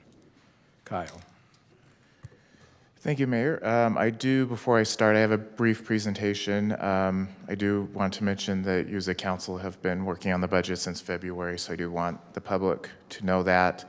Staff, we've actually been working on it since November, so a lot of deliberation and thought has gone into this budget. So I do want to say that before I go through my 30,000 square foot view. Square feet, I don't know where that came from. Anyway, it's a late night, and I've had a lot of agenda items tonight. So the goals for tonight, of course, is to adopt the budget. We do a biennial budget, so this would be for both fiscal year 25 and 26. Adopt a property tax rate, so those are similar as prior years. New this year is we do want the council to adopt a salary schedule, which we'll go over in a minute. So the 30,000 foot view. So overall, this is the city as a whole. Revenues of 107 million and then expenses of 114 million. One of the themes this year with the budget, I would say, is an investment in capital projects. As you can see, 41% of the budget is going for capital-related items, which is a significant amount. Excuse me, I was on the wrong chart. So 27%. I was looking over at taxes make up about 41% of our revenues, with charges for services being with another 20%. As you can see, police is a substantial part of our budget at 27%. Fire is 19%, and just kind of as a barometer at other cities, typically they're spending half or more of their general fund budget on public safety, so very important, but we are in line with what other entities are spending on that. As I had mentioned, capital projects is a major initiative, so just to go into a little bit of detail on that. So overall, we're anticipating spending almost 34 million in 25 next fiscal year, and then 38 million in fiscal year 26. And I've just got a few, I'm calling them kind of the top projects. So first would be 6400 West improvements. So that's 4 phases, totaling about $14 million. 7300 West extension, 7.7 million, which we did get a grant from the state that's covering that. The replacement of Fire Station 103 that's been mentioned a few times tonight of 6.3 million. Open space improvements to Hidden Oaks of 4.4 million. And some of these are MDA obligations, that's one of them. 6000 West Road widening, phase 1, 3.4 million. And then improvements to the Juniper Canyon Recreation Area of 4.3 million. And then some other projects I do want to highlight there on the smaller side, but it is showing the city's investment in maintaining its assets. Trip hazard removal for sidewalks of 238,000, replacing park amenities for 320,000. So this would be, for example, playgrounds that have ended their useful life. Setting aside money for the ice ribbon of 314,000. So this is revenue in excess of what we're anticipating to spend to run the ice ribbon. So we're stashing that away for future replacement costs, and then an ERP system replacement of $500,000. I put this one on to highlight, as staff, we are trying to innovate and look for ways to modernize our processes and use our personnel resources in particular more effectively. Of note, to pay for a lot of this, we are proposing a bond of $27.7 million. That is exclusively for obligations we have in master development agreements or other reimbursement agreements, so it's things the city's obligated to do. Some other major initiatives, streets, as mentioning before about preserving our existing assets. So pavement management is going to see over the 2 years a 90% increase, or $1.4 million. Streets will see a 54% increase overall, and that's over 2 years. It's not just 1 year. As we had mentioned many times, the council did pass a water rate increase of 13%. Some of that money will be used to reduce water hardness within the city. That's 4.3% of the increase. And then about $10 million of that is for a proposed bond for capital projects in the master plan we had discussed in the work session. Some items that were proposed by staff, but between the city manager and then the council, we've decided to defer. So one is all full-time equivalent requests, which is about 6.3 employees. Fiscal year 25, additional payment management funds had been requested. Those are being deferred until 26, so the full amount that was being requested by staff is proposed to be funded. The police had requested an armored vehicle of about $430,000. We will come back as staff to use the council to revisit that. The 6000 West Road widening project of about $1.8 million. Gina Road improvements of $300,000. Splash pad replacement of $500,000, and then a fiber installation in Old Town of $750,000. Moving on to the property tax rate. So as I mentioned in the previous meetings at the beginning of the night, so how property tax works in the state is the city receives the same amount of revenue as the prior year plus any new growth, so there is no increase built in there for inflation. If we wanted additional revenue and increase the rate, we'd have to go through a process called Truth in Taxation, which would require a series of public hearings, which would be in August. So overall, the rate is expected to go down to 0.000187. That will generate a little over $1 million for the general fund.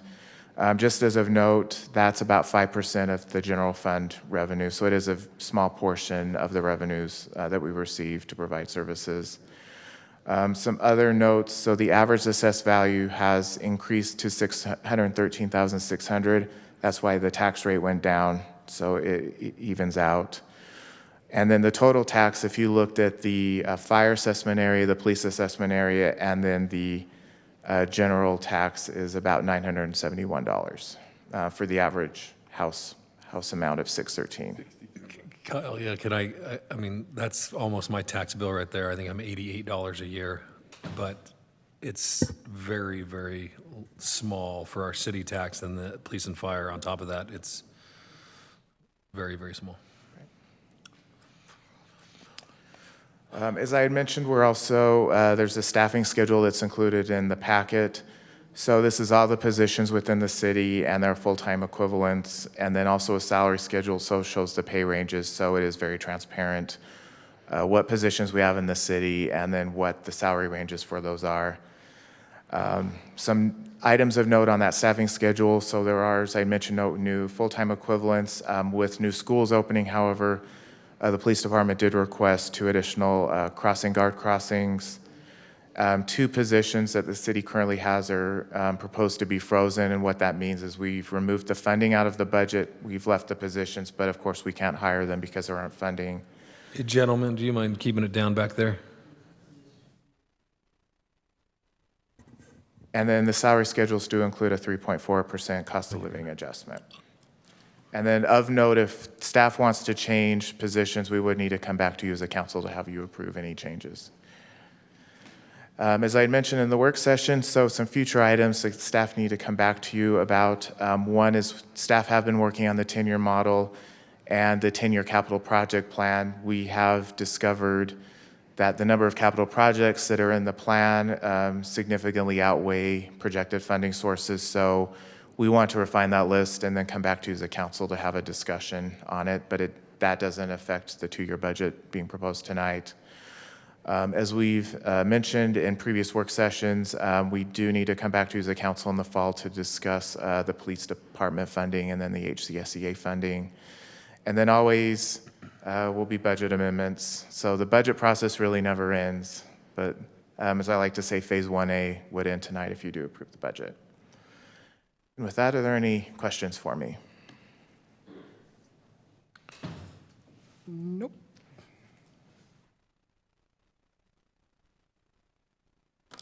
Okay. I think we need Jared back in here. Can we? Public hearing, right? What's that? Not a public hearing on this, Oh, right? yeah. Oh, no, it's not, sorry, yeah. We need Jared, though. To get Yep. technically a quorum. This is the item you were talking to me about? Okay. That's why we need Jared then. Yeah.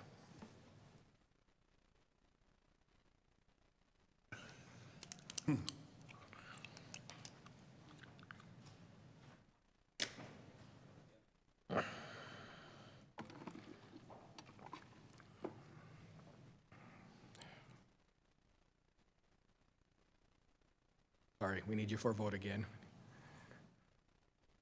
After this one, you can go home if you want. Okay. We're just adopting the budget and the tax rate in 11.1. And so we just need anyway, yeah. So I will look for a motion on 11.1.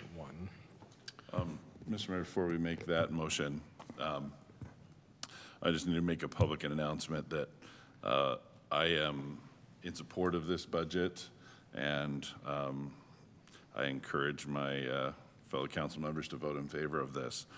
However, not due to any legal or financial reasons, but because of a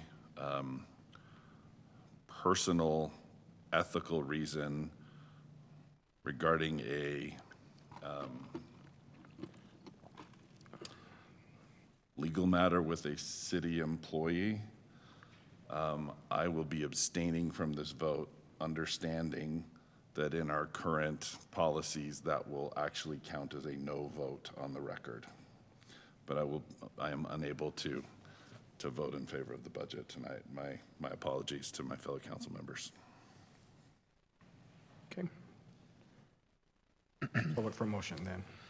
I'll make a motion to approve ordinance number 2024-11, adopting a final budget, making appropriations for the support of the city of Herriman for the fiscal year beginning July 1, 2024 and ending June 30th, 2026, adopting job classification plan adopting a job classification plan and salary plan, and determining the rate of tax and levying taxes upon all real and personal property within Herriman City.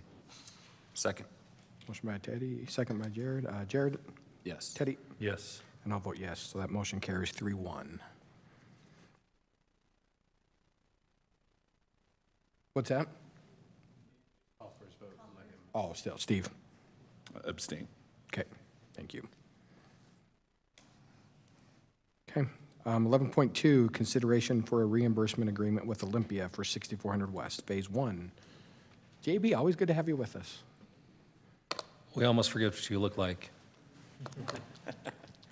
Thank you.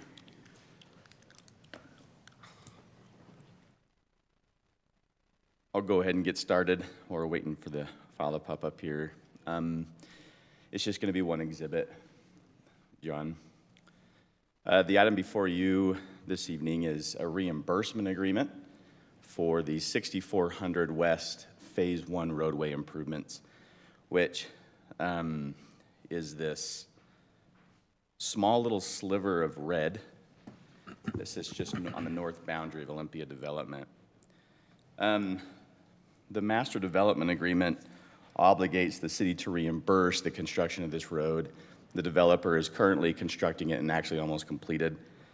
And I'll just read it. I think it was referenced in our work session, but I'll just read it out loud. It says, "The city shall be obligated to reimburse master developer for all of the improvements along this corridor according to the terms and conditions of a reimbursement agreement," which is the item today, which we're going to be discussing, are the terms of that reimbursement agreement. Todd, anything you want to add? Yeah, there was a notion that the city's forced to pay for the sewer along this road, but according to the development agreement that JB just read, but the sentence that he read essentially states that we'll reimburse for everything in a future agreement, and you can't agree in the future. There's no validity to it. That's the whole purpose of this reimbursement agreement. So I think Gentlemen, sorry, Todd. Gentlemen, can we keep it down and back? Gentlemen? We can hear you. We're getting some feedback, sorry.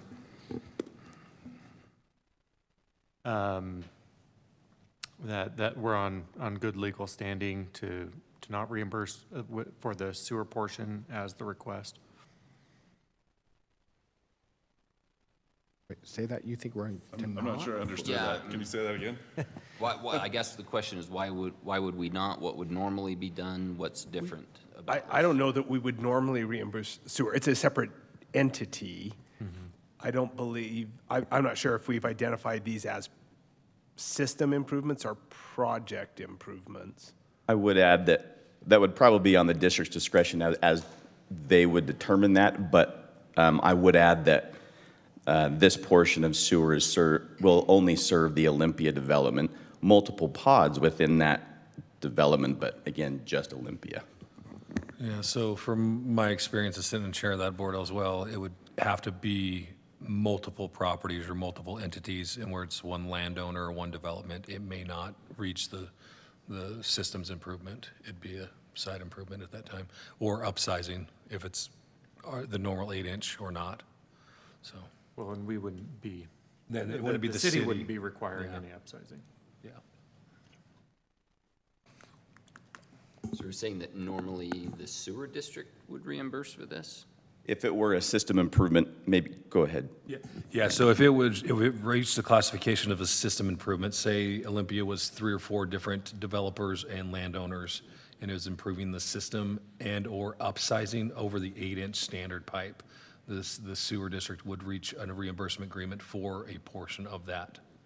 Okay, so I guess maybe my next, and I'm just, I don't do construction. I do money and math and things, but this is a new road. Does the sewer, you're saying it only serves Olympia? It doesn't serve, it's not going to serve any other? That is correct. Areas? It will only serve the Olympia I development. guess the next question I have is, that is the city's obligation to build that road. Always has been since whatever agreement it was in 2012, I want to say. Yeah. Right?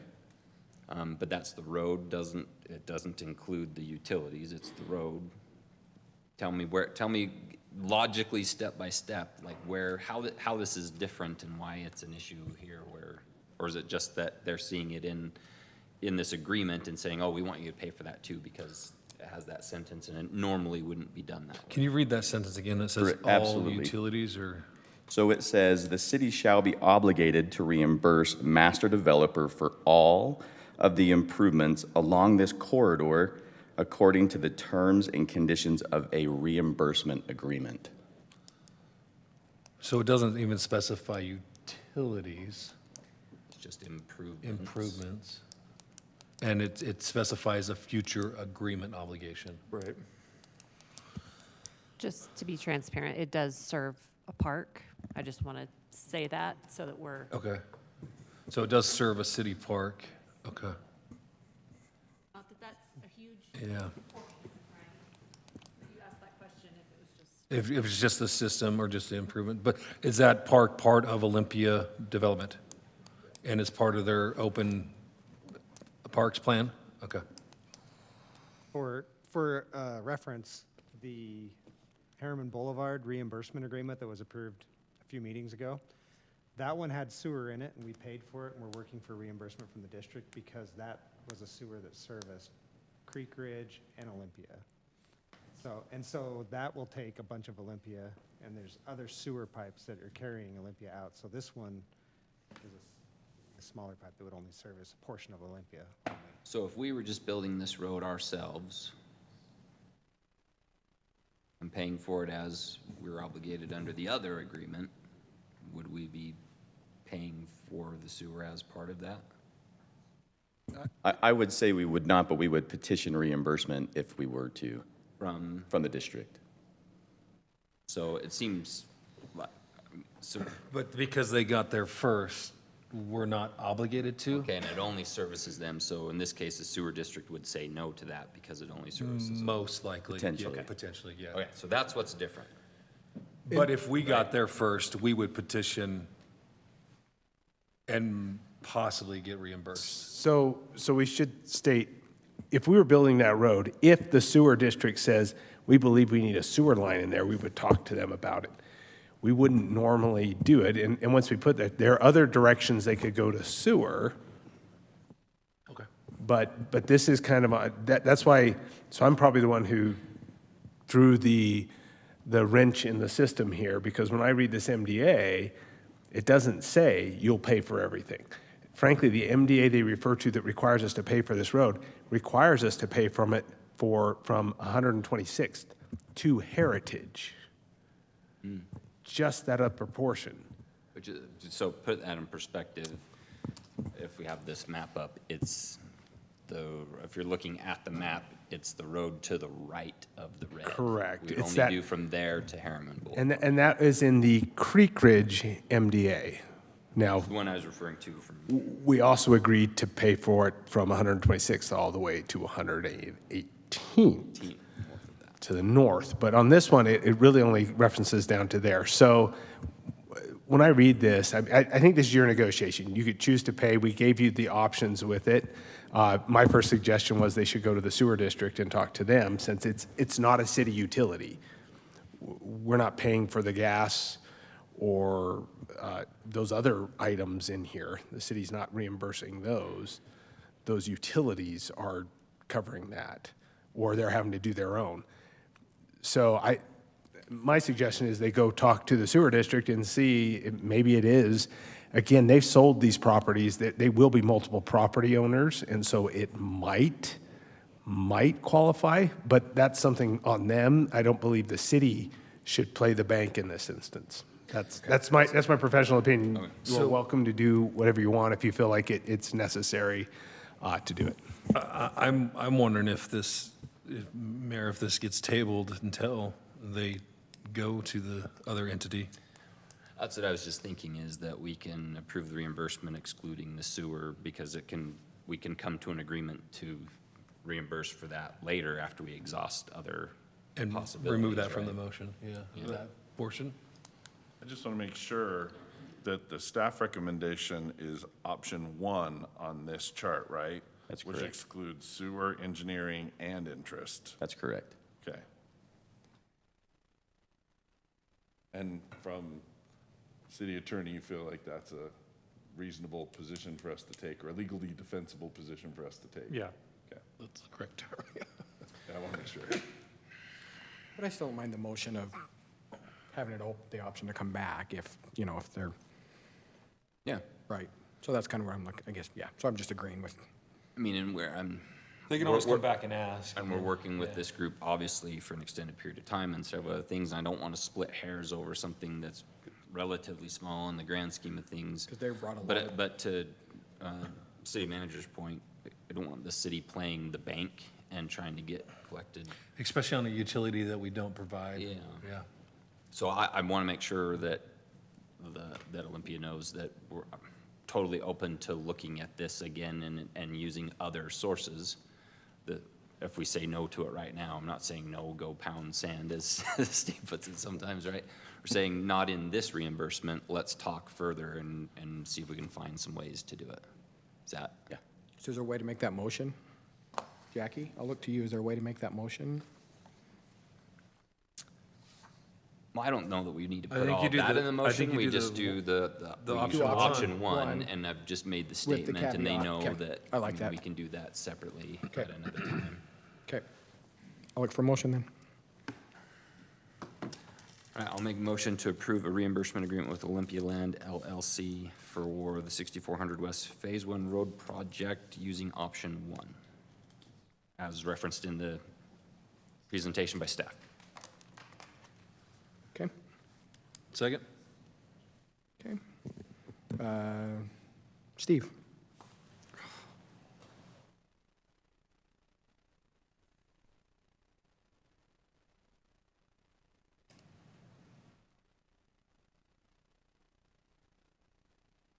I'm going to vote yes on this one. I needed to consider for a second possible conflict there.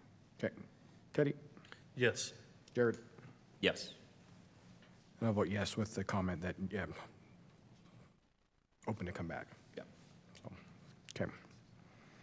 Okay, 11.3, discussion and consideration of an ordinance to amend the official Herriman zoning map from A143 single-family agricultural to A121 single-family agricultural for 1.1 acres of property located at 7475 West High Country Road. Michael? Good evening. So this is a 1 acre rezone that is before you tonight in the northwest quadrant of our city. This is the 1 acre parcel. It fronts on High Country, which is a private road, but it is accessible to the public. This property was subdivided in 2003. It's a 2-lot subdivision. It's lot 1 is the subject property. It's about 1.1 acres. The lot 2 is the parcel directly to the east, which is currently zoned A121. As mentioned, this is a request to rezone the property from A143 or a 1 acre lot potentially to a ½ acre or A121. It is consistent with the general plan as noted in the left-hand column. The general plan says neighborhood 1 allows for an A121 zone. And like the other parcel to the east, the intent would be to submit a future flag lot subdivision on this subject property. And there's just the concept of the property. So in the ordinance, there are a number of standards that we review when considering a zoning amendment. Planning Commission did find that it complied with those standards of review and recommended approval on May 1st. I believe the applicant is here if you have any questions for the applicant. Okay, perfect. And there's no conflict with our flag lot ordinance? Well, we will review the proposal for the flag lot ordinance. This is just for the rezone, right? Yeah.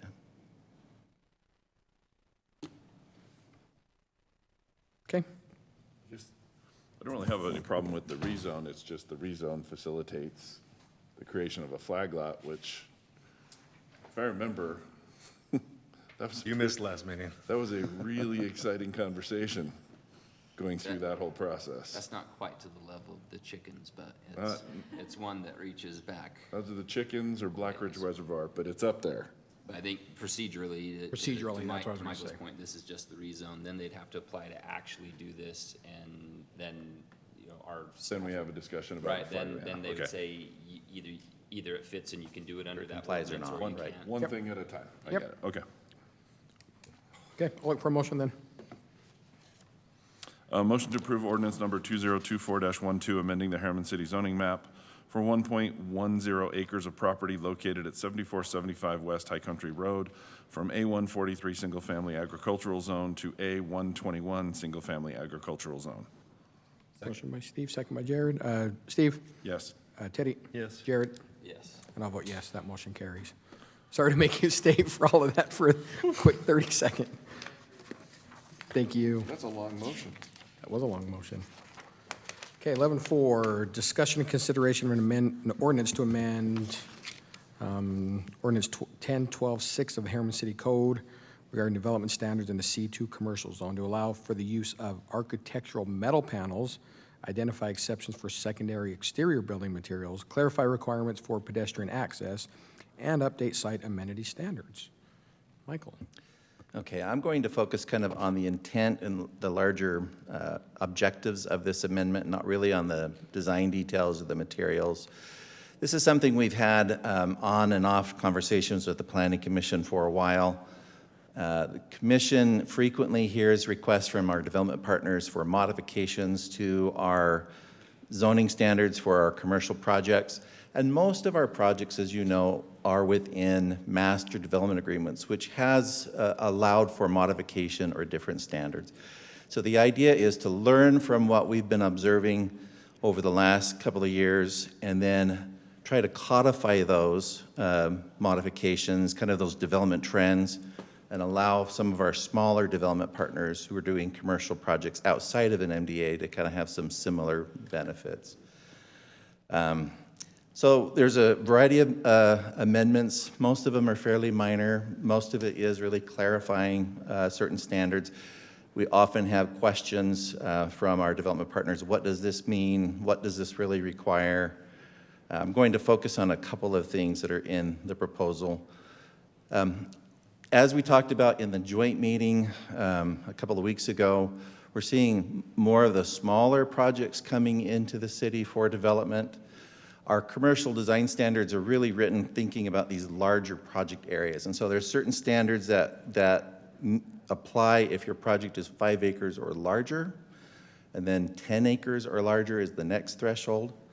The 5 acres or larger applies more to like some pedestrian safety amenities.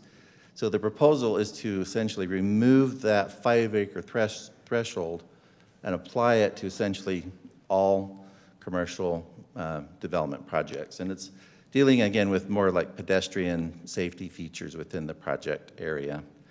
And then the 10-acre threshold, and this says removing the 10-acre requirement. I apologize, that's a typo. It really is just replacing that 10-acre threshold and dropping it down to 5 acres.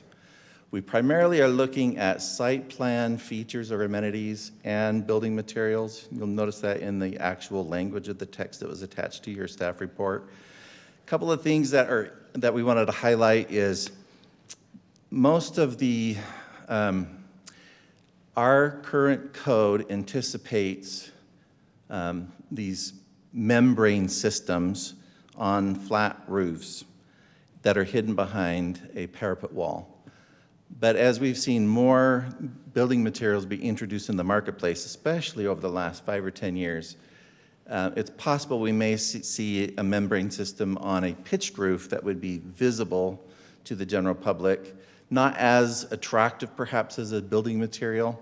So there is a specification in this amendment to say if a membrane system essentially is visible from an adjacent property or from the public right-of-way, we would not allow that type of membrane material on a roof. You'd really like to see some kind of architectural defining feature that might, like a standing seamed metal roof, for example, or some other kind of roof building material. Another thing, as you know, I'm sure you've heard many times over, our primary building material in a lot of these projects is 60% brick or stone. We get a lot of requests for how can we possibly modify that or reduce that, and then also what do you do with the remaining? Once you hit that 60% brick or stone threshold, what are some of the options for the rest of the building? So what this ordinance does is it now says, okay, we're going to call the brick or stone standard, which we've maintained. We still have the 60% minimum. We're going to group that into what we call a primary material.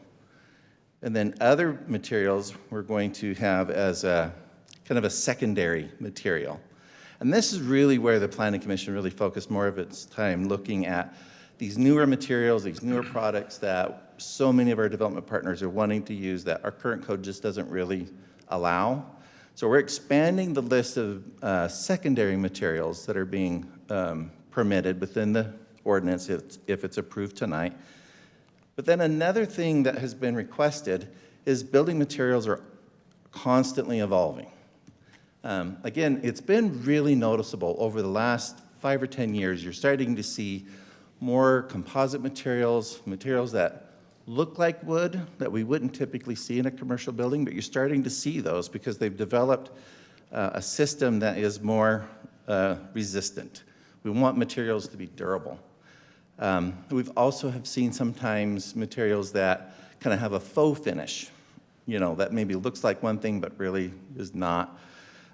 So the commission really would like to have some flexibility to consider alternatives. And in doing that, they wanted to have some guidelines or standards to measure those alternatives against. And so that's what's being included in this proposal. So the commission held a public hearing on this item in March, and they voted 6-0 to recommend that approval to the City Council for your consideration tonight. Love, and I'll just quickly add, this started when I was on the commission a Yeah. little bit. I mean, we've got some amazing architects on there that have a great sense. And There's a bit of debate. Yep, but they started with some great ideas about that. I think our code was dated a little bit. There were some great materials out there that we didn't allow, so I think I love it. This one, I hope you can hear me okay. I can't sit.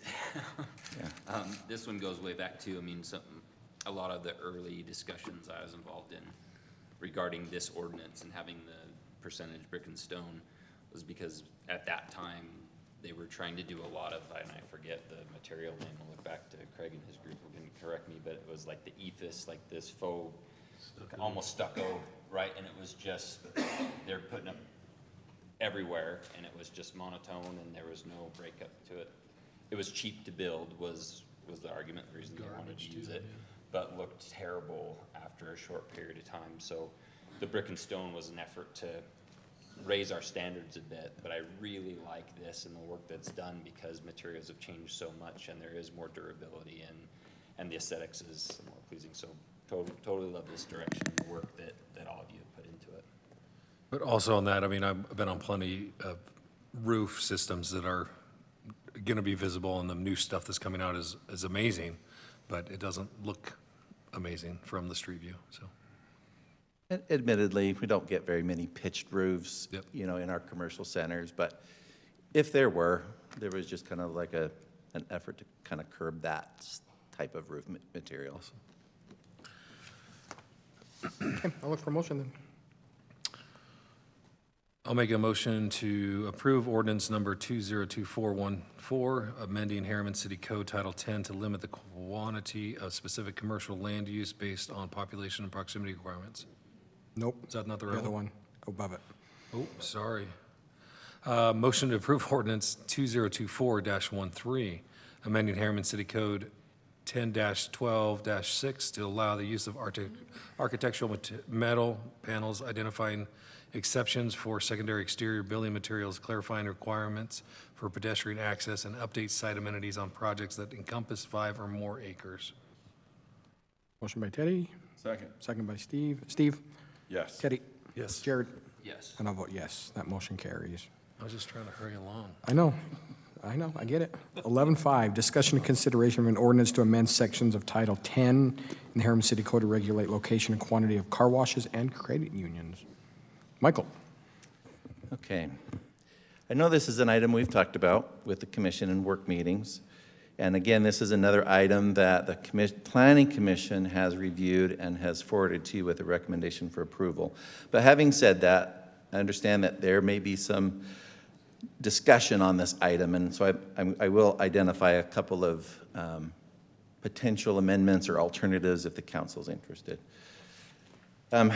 So as we've introduced this item, the idea of potentially limiting credit unions and car washes within our community, because there's this perception that we have a concentration, or perhaps we have maybe prime commercial locations where the city would like to see maybe what we would view as a higher or better use, maybe something that provides more employment, more retail sales tax collection, higher property value, or maybe just simply a use that we don't have in our community.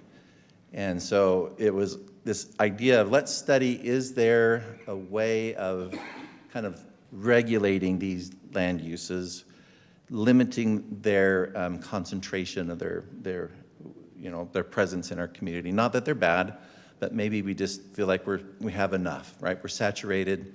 Maybe let's look at some alternatives. And so the idea is, how do we justify that? What's the public purpose or objective in doing something like this? So I identified in our land development code, we have a purpose statement. And one of them is to promote the prosperity of the city and to protect the interests of the city itself as well as future inhabitants and businesses in the city. Also to protect our tax base. And that was one of our really early objectives, is saying, you know, we'd like to see if we can't incentivize or encourage other land uses that might be more desirable, you know, for our city. Preserve and protect property value. You know, not every time do we see a development proposal that really is maybe the highest property value land use, but it might be a very efficient way to use the land use or produce a desired product or profit for the property owner. And that's not a bad thing. But obviously, when you build, let's say, a storage facility versus maybe a Class A office building, there's a very different impact, you know, economically in the city. Although a storage building is very profitable for that operator, you know, for that property owner, that works very well for them. But what are the trickle-down effects for the rest of the community? So in the proposal, we're proposing a limitation on self-serve and automatic car wash. And you'll see it later in this presentation. We started with just a single land use category of just car wash. We did not have a breakdown on self-serve, automatic, or full serve.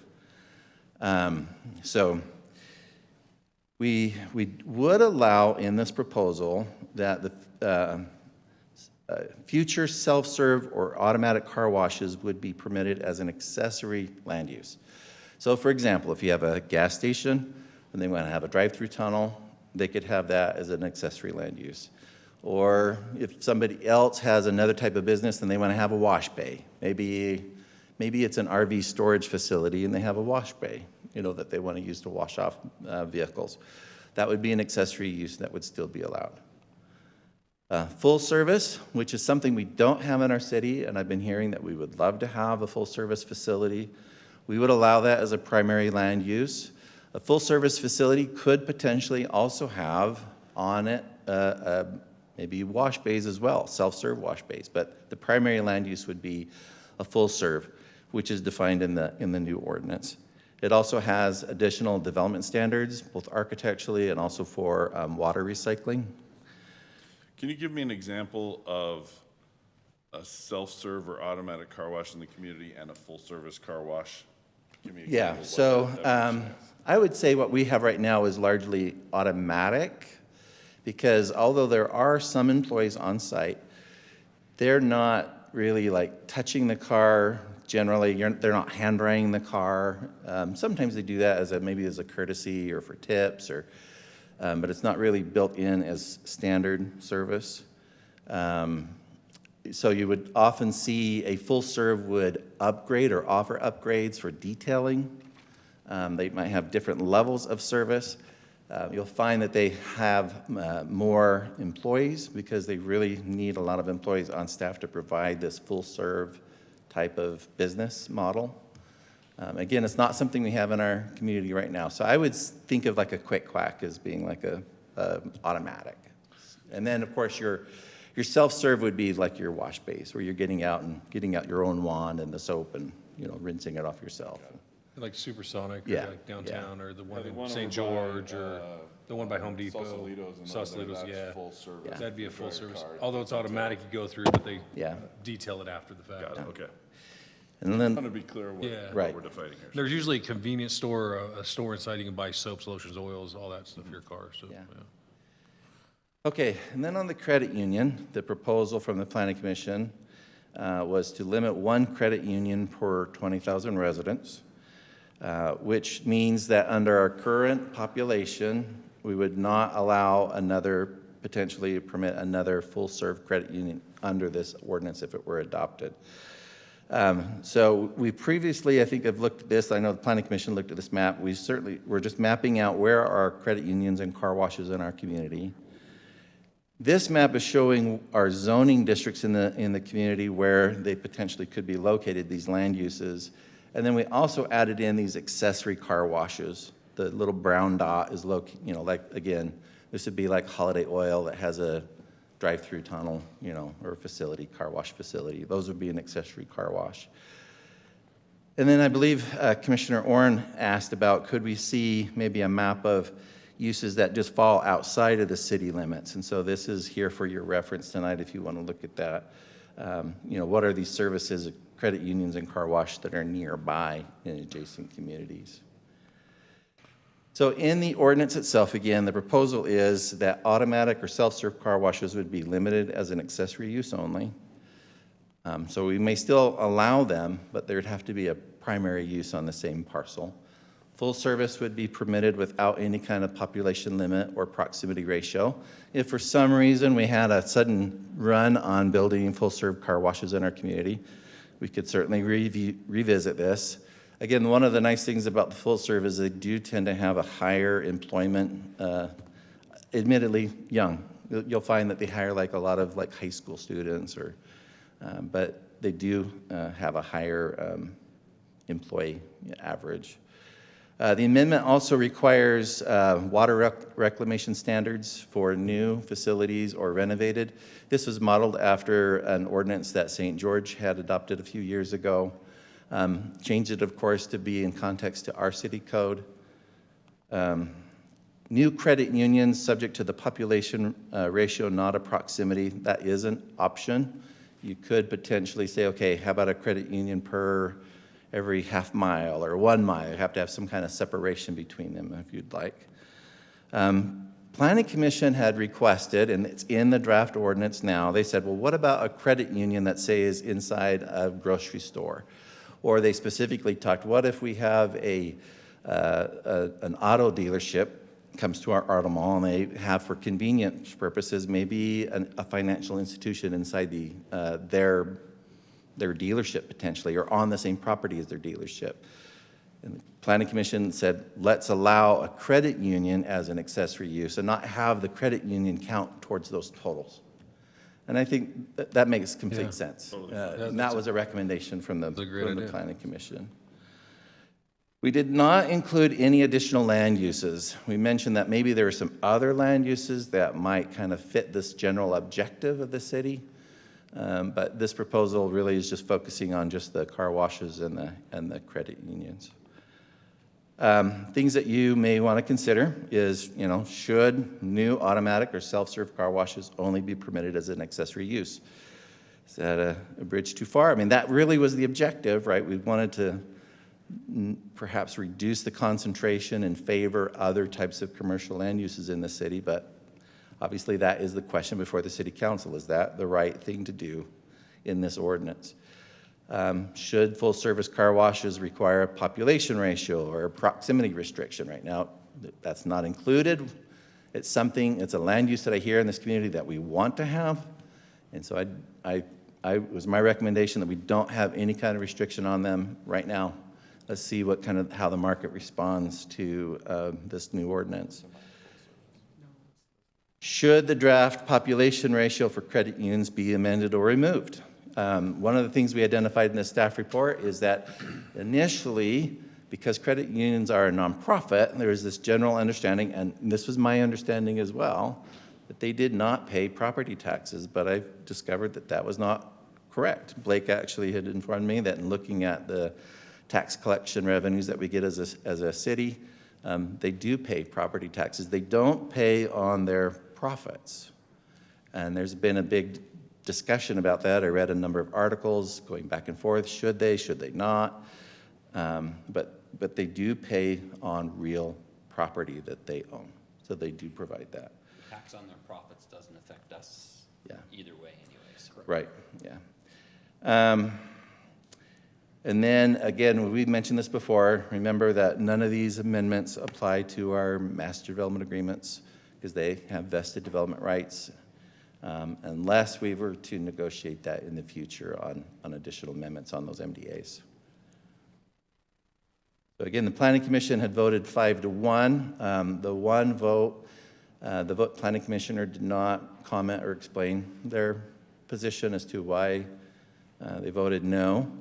but it was recommended 5-1. These were the 3 recommended conditions, and all 3 of those are reflected in the draft ordinance that are before you tonight.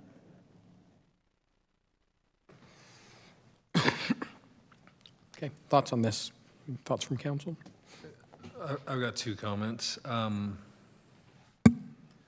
Go to car washes first. Everybody loves car washes on the same day that everybody's trying to car wash. Is it more, do they conserve more water than washing your own vehicle in your own driveway at the same time? I think the water conservation side of it, that's just an idea. I'm not sure how we figured that out or metrics. I'll tell you, I hand wash mine. I don't use nearly the amount of water that a car wash does. But they're turn that. By ordinance, you can't wash your car in your driveway anymore because the soap would run off into the stormwater system, which is. Well, you're assuming that you turn the nozzle off, right? Yeah, I mean, like brushing your teeth, right? Yeah. Yeah, and so, but then they have their water reclamation for it. So that's one of those things. But if we're wanting to get more full service, they may drive that market, and I can see that. Second, credit unions, that's a tough one because there's land already owned by a credit union that can't build now because this would limit that building, and they currently own property in our city. So that's a potential way around that, if you Okay. wanted to. You could say this would apply to, if someone already has land in the city, by the time that this ordinance is adopted, you could still allow that, but. I would say a sunset, or an effective Yeah. date of, 6 months or something, so Yeah. that way it's not indefinite. Yeah, so there's some language, if that were an interest of the council. Like America First owns. Yep, over there in Anthem. They're not going to build in 6 months. And again, if they're in Anthem, they're in an MDA, this doesn't apply. Okay. Okay. So this would be anything new coming to the city pretty much from the effective date? Yeah. And there's a car wash. I mean, I know Wasatch is looking at a car wash. That's in MDA too, MDA. correct? So that doesn't affect, okay. Okay. But again, to that point, I think that's one over there is about as, well, I don't think you want, and that's my, Yeah, I think there's more perfect balance. location to have one over there, right? Yeah. But after that, I'm done. And even a credit union there would be fine, Yes. right? It's just, 5 of them on one corner. On 56 West, whatever yeah. gets a little. Think of the rejoicing Herriman happenings we'll have once they hear about this. Yeah, exactly, gosh. And I agree with the secondary use. It's not the primary use. It's smart, right? And then. Good recommendation. The recommendations of the secondary use for the credit unions inside the auto mall or say another grocery comes and that sort of thing. So, yeah. Can you go back one slide then, Michael? I think one slide, I think we'll give it. So I think this is what we need to. And these were my summaries, my highlights, Right. right? I mean, yeah. So let's go through with I think this is just, Well, I think you guys hate me doing this, but I think we need to maybe clarify a couple of things, right? One is, you said, so the 2 things you mentioned in your intro where this kind of the genesis of this was, is there's a perception of a concentration. So you do the math, and I actually like some of the language here, and what is the highest best use, but that highest best use, the conversations that we've had have focused on tax revenue for the city, right? And we only have a handful of truly viable commercial areas to catch those tax dollars coming and going. So this is the part I know you guys are gonna hate, but for public consumption, I think it's important that people really understand tax revenue and what it funds, right? And where we can get it from. So, and I've said this before, an economy is an ecosystem, right? You can't have all of one thing and have the whole survive. They all have the different jobs to do, and they support each other. So the example of having a full-service car wash with more employees might not seem like a big thing. They might be teenagers, but guess what? Those teenagers are going to turn around and spend their money at the business next door. Yep. And mom that's taking their kids to the dentist is going to stop by, the gas station for treats or whatever, or lunch or whatever it is. And so you need all of those things to feed off of each other. From a tax point of view, there's a big difference to us what kind of tax is generated, right? And I've said this for going on 9 years now. We really need to have a balanced land use. So I'll use the example of credit unions, right? So if they're paying property taxes for commercial property is double what residential is. What does the property tax pay for? Please look at I carry mine around so I can tell you in these meetings. What does property tax pay for? From a city point of view, your property tax pay for fire and police, right? Public safety. That is their only funding source unless we choose to add more from the general fund and basically sales tax, et cetera. The small amount of property tax that Herriman City receives, Herriman City receives, is very low. And I mean, you could argue that it doesn't even pay for half of the road maintenance that we do each year, right? So property tax, I would tell you, is from a city point of view, pays for our public safety. So what are the other tax generating sources? Well, there's a difference between sales tax on goods and tax on services. There is no sales tax in Utah on services, right? So a car wash is a service. There's no sales tax generated. Sales tax is what comes to the city that we can put in the general fund and use for whatever we want, right? And put towards all the other things we talked about in the budget. So that's kind of the holy grail for cities. What we're all chasing is that, and I won't go into the 1% and a half, but that's what we're chasing. If it's on our side of the line, we receive more sales tax than if it's just by population. So we want that property tax, but we want to try to get that sales tax in addition to it. The other major tax revenue we receive, and Kyle, tell me if I'm missing anything, but the other major one is franchise taxes, which is utilities, right? Phone and cable, internet, those sorts of things. So we're trying to get sales tax in addition to the property tax. So I want that, but that balanced land use, that credit union is paying double the residential rate for our public safety. And I'll look over to Chief and Cody. Yeah, they probably don't have as many or very many at all cause of service. Well, not too many people are going to the actual thing. Well, I guess maybe they are. That's why they want to be there. But there's that balance, right? So people are running their errands to go to the bank. They're paying for our public safety, but then having that credit union there promotes those same people spending money at the business next door. So I just want to kind of lay that groundwork. I'm not saying I'm opposed to this. I'm saying that there's kind of two sides to the coin. I like the idea of the proximity. Like you said, if there's 3 of them in a block radius, and the way our geography is, they're putting them there because, say, residents of the adjacent city, right, are their patrons, right? We aren't capturing sales tax dollars there that we could. So yeah, I don't know if that, I just want to make sure that we kind of outline that for the public who are going to watch this. There is a balance to it, and I like the idea of spreading them out in a way that makes sense, but that's only in relation to our boundaries with other cities, right? At least for me. I recognize that this feels a little unusual, but do you recall that in our current zoning code, we have a specific list of land uses that we prohibit? We already say we don't want any of something. That's in our code right now. We also limit certain commercial uses by specific zoning districts. That already, for example, sexually oriented businesses only can go certain zoning districts, right? We don't allow those to go anywhere. We have a ratio requirement, I believe it's for breweries. You can have 1 per, so much population. So this is something that we already do. We're just doing it more directly. It feels a little more highlighted when you have one specific ordinance that's being presented to you tonight. Again, I'm not trying to argue for it or not, right? This was something that came out of some discussion among the city council saying, let's explore this.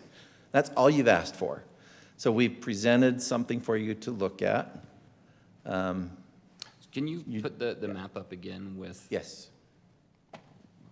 How many of them we have and where, especially compared to other cities, This one, right? yeah.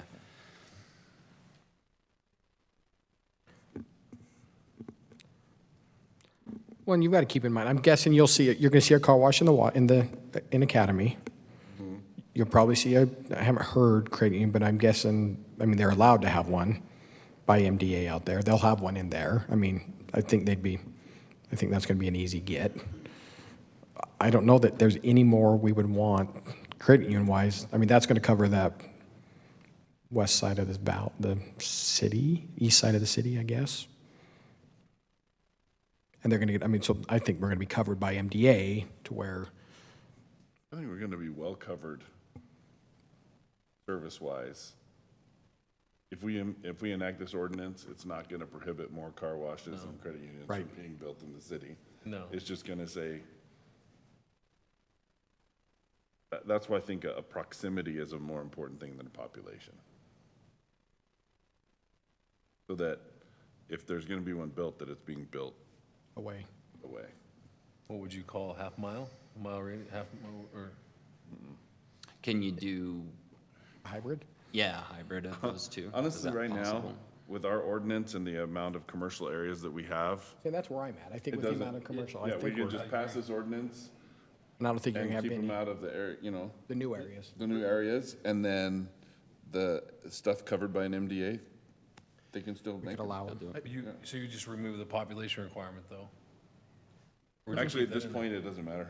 Okay, I'm true, probably. Yeah, it's kind of what I was looking at with I understand the intent, but I don't know that it's actually gonna do anything. Yeah, because it won't change the already vested development rights in the MDA. But it'll help some of these smaller infill areas where we could see some other, I mean, you've got some that's small true. pockets of There commercial are. throughout the city that aren't in an MDA that are going to prevent, it's going to bring some of those other uses that we're looking for, Like that rather corner than the across from easy, Holiday I'm sorry, down right now, a car wash is an easy get.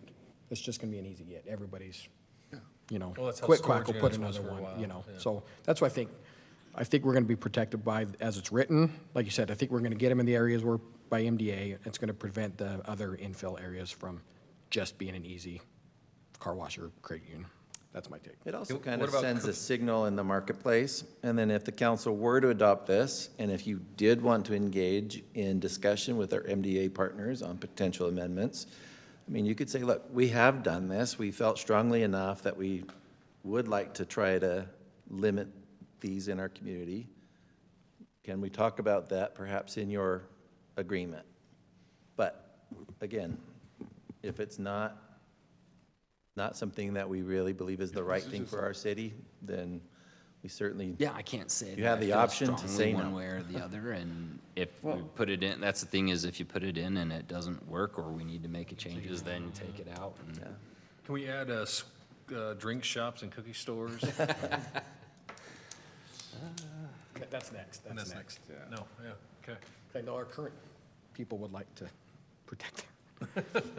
Well, that's the other thing is market forces, right? I mean, people complain Right. about it, but if the they market, weren't it's market-driven. patrons of it, then those businesses wouldn't want to be there, so. And I used the per population ratio because that's the language that we have on the breweries. We already have that kind of approach in code. But we could certainly, if you would prefer proximity, maybe we could study that and come back with an alternative, based on some rationale. Obviously, you can remove the credit union proposal from this, amend that. I mean, we have lots of options. Thoughts? Let's move this along. We've got a bigger discussion coming up, and they've been waiting patiently. You ready? I'm good to make the motion with the All right, go ahead. recommendations from the Do planning it. commission, so. I already made it. Yeah, motion to approve ordinance number 2024-14, amending Herriman City Code Title 10 to limit the quantity of specific commercial land uses based on population or proximity requirements, and then the other recommendations from the planning commission that may need to be included. Second. Okay, motion is second. Do a roll call. Steve? Yes. Teddy? Yes. Jared? Yes. And I'll vote yes, that motion carries. Thank you, Michael. Thank you. Okay, 11.6, discussion and consideration of an application to amend the South Hills Development Master Development Agreement. Blake? You have 5 minutes. Thanks. I can do it. I thought we'd never get here. All right. So I'm going to go through a few slides here, give a little analysis background, and then, as you know, the representative of the developer is here. Just to remind everyone, for public consumption, location of this project is down on the south end of the city, along Mountain View Corridor, partially developed already, partially not developed. So the summary of this amendment, this is the 5th amendment to their master development agreement, is to define the boundary of what is within the MDA. By doing that, they have to amend their land use plan. They changed some of their pods around. That also resulted in a change in units. And then they've had some changeover in staff in the past few years, so new notice party who we contact if we need to contact them on issues regarding the MDA. And then they created some new standards for medium density small lots, which we'll get into. Just a quick comparison, and this is just brief. We'll get into a little bit more later, but Pod 5, as you can see, has changed significantly in shape as they've worked with the neighboring development, Panorama, which you'll be hearing from them in the next month or two. And then Pod 6 has been removed, and then you can see a big area down on the southwest corner that's been added to the development. Quick comparison of land use. The arrows just show you if it's increased or decreased, looking at acres for each type of land use in this land use management plan, or the lump as we call it. And then the down arrow is decrease, and then the funny sideways arrow is no change. And this just shows that the overall open space that this plan's proposing meets the PUD requirement of 20%. So the Planning Commission recommended approval with 8 conditions. And so some of these conditions were easily addressed, and some took a little bit more work. And so I'll just go through each one of those that took a little bit more work and kind of give a quick summary on it. So showing compliance with the East Area Master Plan. The East Area Master Plan is broken into pretty much 4 areas: environment, land use, transportation, and economy. So the environment, they're keeping a lot of the drainage areas open, not all of them. Some of them are being piped. That was one item that's discussed in this plan. Keeping the side hills, Staker's done a good job of not keeping the side hills to this point. So that was underneath the permit with Department of Oil, Gas, and Mines. And the city, at one point in time, issued a grading permit with a recommendation from the planner at the time for Staker to grade. So that's been done.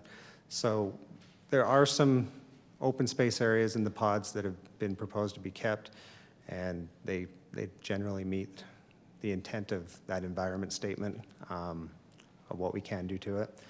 Land use, they are proposing a mix of land use in that area. They have some commercial, they have open space, and there's a mix of residential. There's some single family and multifamily. Transportation, just to show you the map on the right, East Area Master Plan covers a lot larger area than just Wasatch. So the transportation, this was all created back when Mountain View Corridor didn't exist. It was kind of a concept at the time.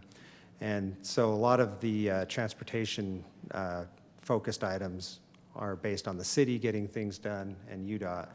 And then in their development, there are trails and things that support multimodal transportation that are pedestrians and bikes and cars. And then the balanced economy part of it is that they are doing pods 35, 39. They do have some commercial in their land use plan.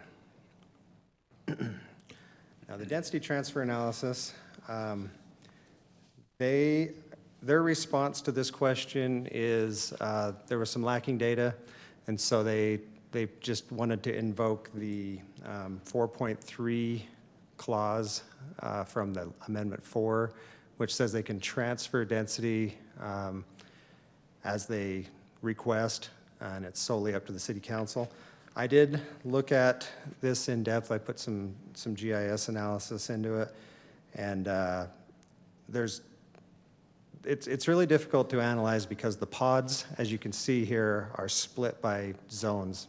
Most of the pods have 2 or 3 zones in them. So it's hard to tell without a refined plan that shows lots, how many lots will be in each zone. So to simplify it, I moved forward and made an assumption that low density would go to R115, medium density R215, high density R210. That's the townhome high density, and then there's stacked high density R2043. And there's only one place that exists right now, and that's the Academy Terrace apartments that are under construction, the R2043. So with those assumptions, everything works except for the R215 zone. And so they would need to come up with a plan on how to do the density transfer with that. And that's part of the staff recommendation on this, is figure out how you're going to transfer it. One option would be to take some of the open space and rezone it R215 and not build units in it. But my analysis shows they'd need 67.9 acres of open space to turn to that zone, and that would put them under the 20% as required per the PUD. Another option is to reduce the units in the medium density the medium density areas to reduce 394 units out. That would make it meet the 5.8 allowable density. And of course, all this, they're allowed 4.5 units per acre, but the MDA is very clear that it has to comply with the underlying zone. And then you lump all the zones, so everything that's R215 all into one, and make sure that you're not exceeding that density that's allowed in there. And the other option is to maybe they break, and from doing the zones per, like medium density goes to R215, and instead of all of the high density townhome going to R210, maybe some of that goes to R215, and then they balance it. But that's going to have to be something that they decide how to do. I didn't want to do that work for them. So that's probably the most complicated part of the whole analysis, is that part right there. So other PC requirements, revise the lump with a simplified table. This one was submitted. This shows a much more simplified table. They also have another one that has maximum units allowed, so I'm not sure which ones they want to use, so we'll have to request or ask for them which one they want to provide in this Amendment 5. And then remove Pod 1 and they have to remove Pod 1. The medium density small lot standards. So this is a new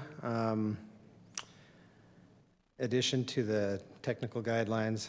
The stars show the only pods that they are proposing this use be allowed. And a lot of these requirements here that are bullet listed here were put on by the Planning Commission.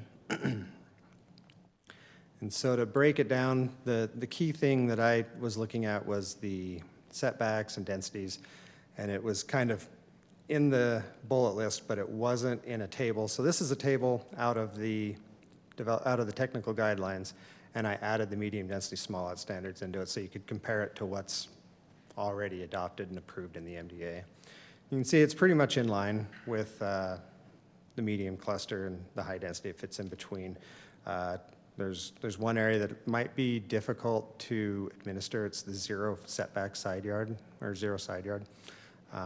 Just if you have to get in and maintain something along the side of the house on a zero setback, you'd need an easement or something to, get in and paint the side of your house or restucco it or fix a window or something possibly. So,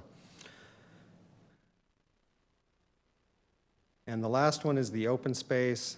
These are a couple of blurbs from the PUD and from the MDA, or the East Area Master Plan. And this one, I just included that table again to show that the percent open space meets the requirement currently. Unless they have to use some of that open space to rezone, then it would be reduced, and it would still have to remain above 20% unless the council chose to reduce that requirement. The open space is contiguous, minus the road connections, which we've never really considered roads to make it non-contiguous, as long as there's a crosswalk or a pathway to get from one side of the open space to the other. And this one allows for access for the Bonneville Shoreline Trail and other trails in the area to route through the neighborhood and not be cut off by pods. So with that, the applicant is here to answer questions. I can answer questions if you have any. Tried to do that really quick. It probably was, the density discussion was probably really hard to follow, but I can go back to that if you need to. Well, I guess the main question, looking at that list, how many of, I tried to keep up with you. It sounds like some of those requirements have been met and others are not, haven't been at this point.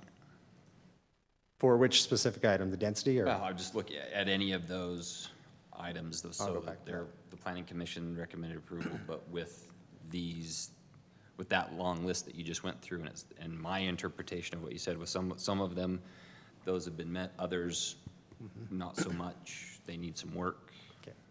Yeah, so I can just go through these 8. One I believe has been met. 2 needs some work. I think the staff recommendation was they need to identify exactly what's transferring. It was kind of open-ended and not very locked down, and so it would be very hard to administer and track. Sorry, I'm just making notes, identify exactly what's being transferred from where to where. Yeah, yep. The revised lump, number 3, is met. Number 4 is met. Number 5 is met. Number 6 was met. Number 7 is currently met, but it could change depending on how answer 2 or how number 2 is answered. And number 8, the recommendation was just to work together to get the exhibits that are readable and legible. That's one of our main issues right now is we have maps have been scanned into the county. Someone has the readable ones, but we don't. So we're just looking to compile everything together. So maybe not a complete amended and restated MDA, but work together to get the right exhibits that are legible. And Blake, if I could, sorry to, I think there's another thing not on here that we kind of got mentioned before was pod 20, whether we felt like pod 20 could be added. Yeah, I because did it's owned address by that Staker. staff report a little bit. So as you read that requirement in the Amendment 4, it says the pod cannot be developed until it's transferred, ownership's transferred to the master developer. So I believe it's okay to be included in the MDA, but we won't accept an application until it's owned.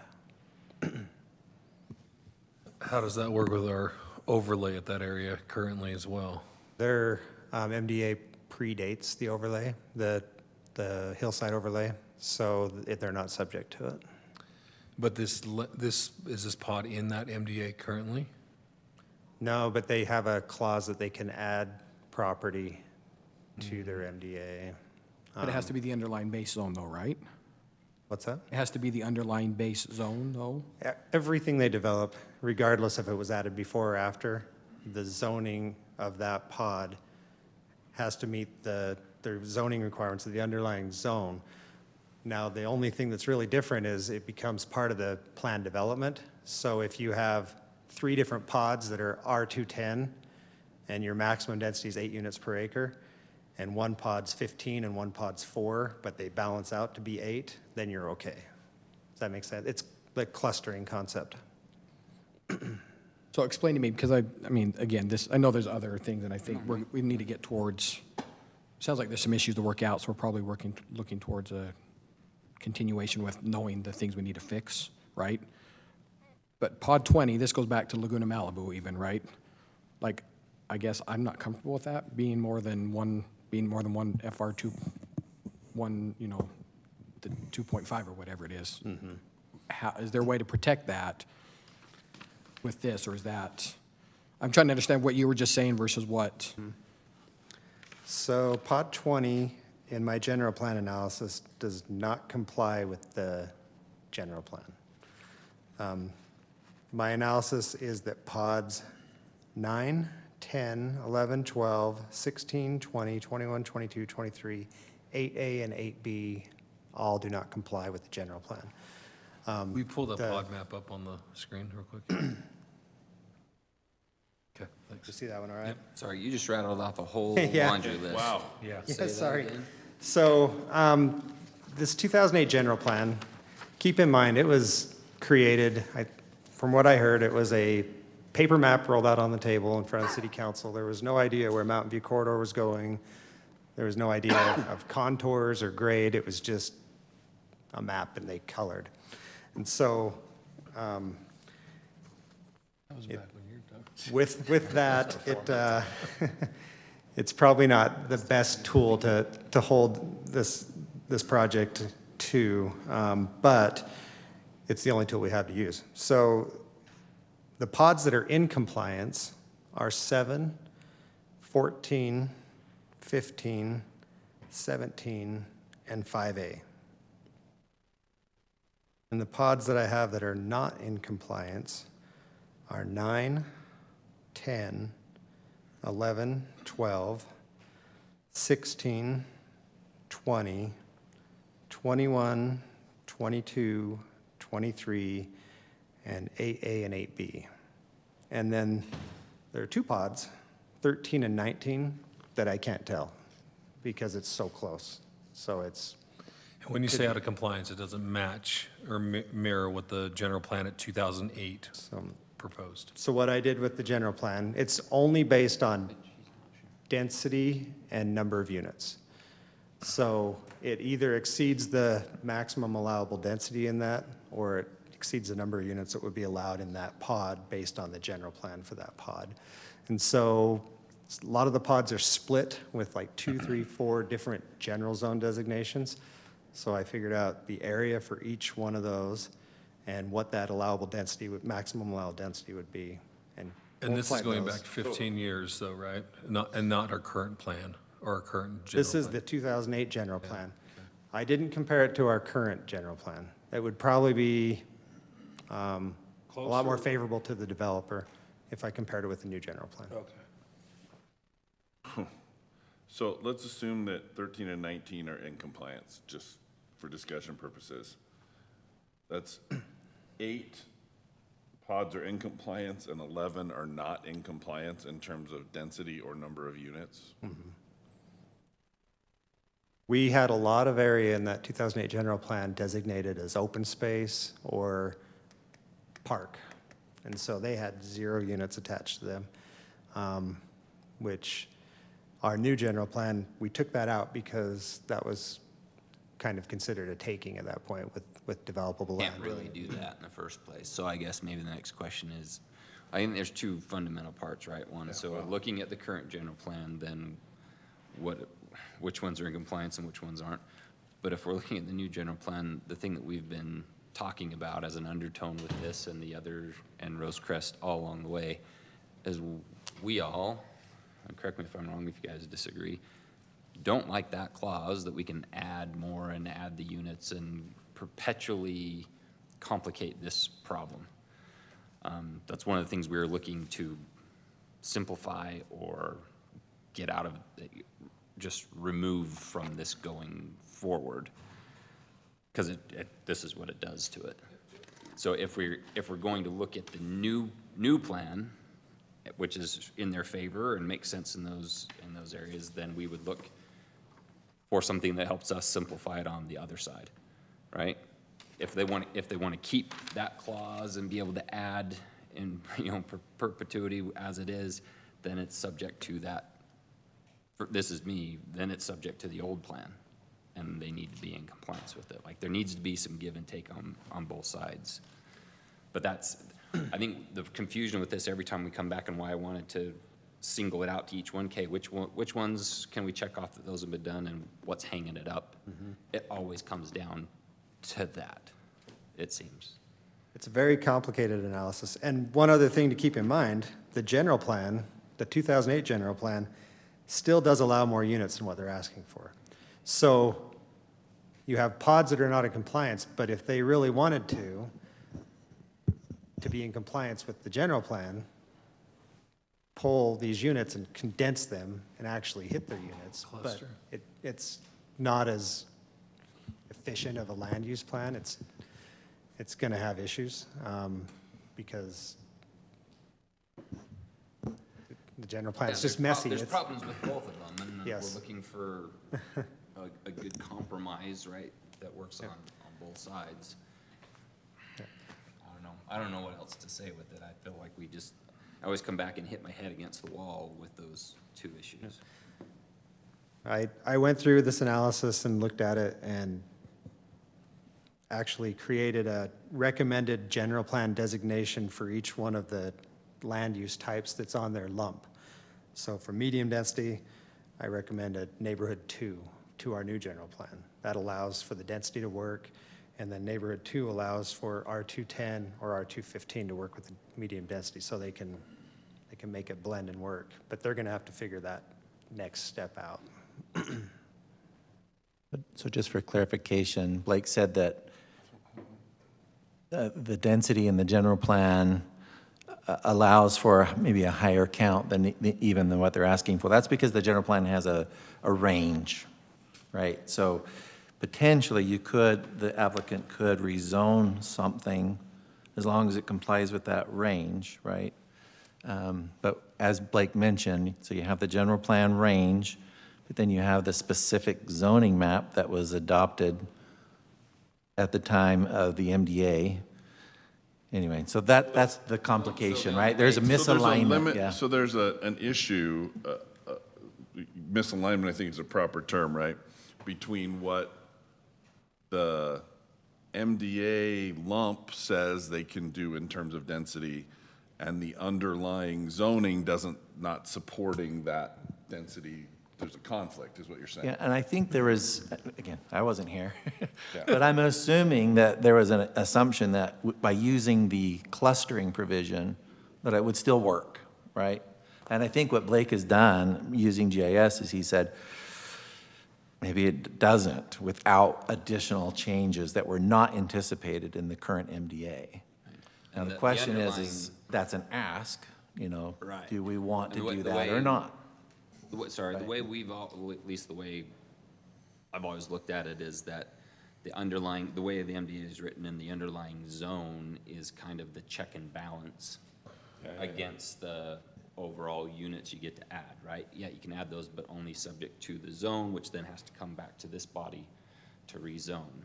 So just because the range is high, it has to be zoned for that. So And it looks like, if I'm understanding, 11 of the zones are already, or 11 of the pods are already exceeding. With the general plan. Mhm. Wow. One other thing to note is I think one of the biggest issues that this development has had with the R215 zones, so I'm jumping back and forth between zones and general plan, but pods 3A and 3B, Soleil, was never rezoned or requested to be rezoned. So it was all developed with all that density underneath the R215 zone. So they're eating up a ton of their allowable units in the R215 because they developed how many units? 800 units in that acreage. Wow. At about So they couldn't spread 18. it out over all So- they chose, well, that's what it's supposed to do though, right, is that they've chosen to cluster it and use the units there, so the rest is less dense, like that's what it's supposed to do. And right? Pod 35A was the reason we invoked that Fourth Amendment clause to let them go over the density because they had it two separate pods in 35 and 39, so they put all the density into one, went over the 20 units per acre, and we passed, the council passed at the time, the clause that said you can density transfer above that here. But that's the only area zoned Made an exception for that R2043. particular- For that particular instance. That was a good, I think that was the right decision there. Yeah, given. And so that's what they're asking to do here, but no specifics. So I don't think it's a bad ask. I just think there needs to be a little bit more specificity on where it happens. I think that's the ongoing issue is that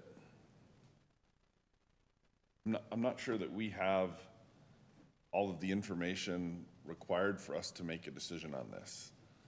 If, unless I'm misinterpreting Yeah, something. that's kind of why I I asked. think there's further analysis that's required before we can give a yes or no. Like these non-compliant issues and densities and appropriate land use have to be resolved, and a plan needs to be presented to us for us to have something to say yes to.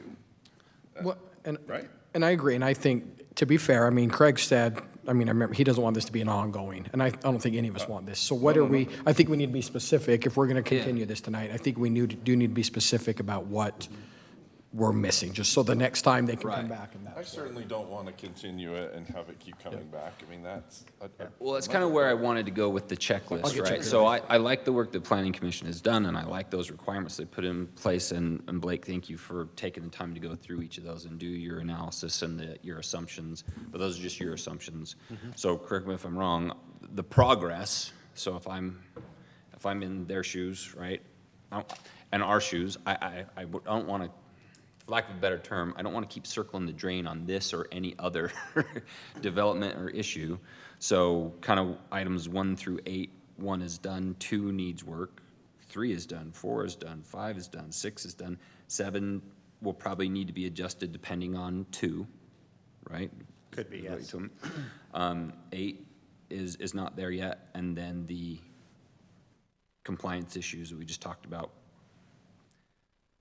depending on which general plan you look at and what we want to see in return for that. And then there's also in staff report, the issue number 9 about the staker land Pod 20, yep. being included in Pod 20 and all that kind of stuff. That's another issue that we have to figure out too. Okay, Leif, do you want to come up?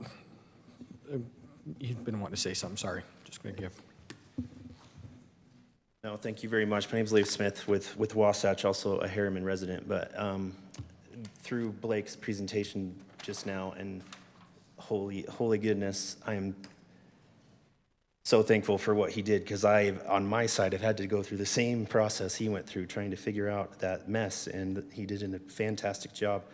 But after hearing a lot of your feedback, I feel like I could fill a lot of those gaps in an effort of hopefully not continuing. And even if that is the case, so be it. But I think even the staff recommendation, if you go in the staff report, says that the concerns you've brought up, we could maybe work out on a staff developer level with your approval with some conditions, similar to what happened with the Planning Commission. So that would really be our hope. But I really think, even though it's late tonight, that what I can talk to you about now will help kind of solve some things here. At the end of the day, it might seem confusing that the developer's just trying to add this extra land. Their MDA says they can. When is it going to end? Obviously, we're not going to say we're never going to change anything again, because we don't know what's going to happen in the future. But this really is all we're planning to do. That's pretty much all the landscape actually says we can do. There isn't too much left. And if I show you what Panorama's doing next to us, which I think helps provide some comparison. Leif, if you, just by policy, we'd like all that stuff to go to the. It just has Panorama and ours together, and then the other paper is a comparison table that has been presented to staff, Planning Commission, and yourselves multiple times. We had a work meeting about a month ago where a lot of the questions that you've asked and saying we need some more information to make a decision, we made our best effort to go over all of that information in that work meeting. But I know with the 300 to 700 page staff reports you guys have gotten over the last couple of months, it's really hard to digest that information in detail. But a lot of that showed overlays. Blake nailed it. He said it perfectly, in that when you try to overlay, we get stuck on this zoning density transfer trying to make it perfect. Lots of pods, as he said, have 2 to 3 zones in it. We, as the developer, acknowledge there's no perfect way to show exactly how everything's going. But I think what is important to highlight is that at the very beginning in 2009, we had 2,209 units for 490 acres for 4.5 units per acre. That's how that got established. We are asking right now for 2,745 units over 668 acres, which is 4.1. Throw all that out the window. All we're really trying to ask right now is for the Pod 20 ad of 118 acres, which is an ad of 52 units, which is, hold on one moment, 2.28 units per acre. Now let's go one step further. You guys mentioned it earlier, Soleil Lofts and everything east of Mountain View Corridor, where the majority of the density is. Everything west of Mountain View Corridor is a total of 2.6 units per acre. If you look at what panorama next to ours is and kind of just roughly bird's eye view it, we aren't trying to pack too much in there. We're really trying to follow the master plan of a variation of home types. We're not trying to jam as many homes in this corner here, this corner here. We're trying to keep a group of homes together in one section.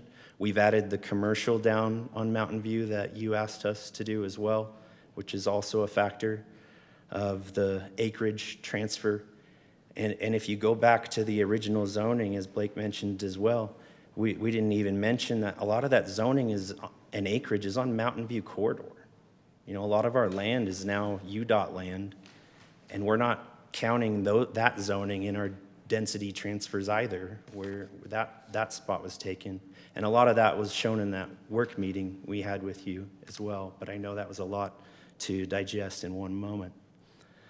But at the end of the day, I think what is important to focus on is that we're actually below our overall density. Specifically east of Mountain View, or west of Mountain View Corridor, we're 2.6. What we're adding with Pod 20 is I can't remember after all these numbers I've spewed out. Like, the issue for me is 2.2. that you continue to talk in generalities, right?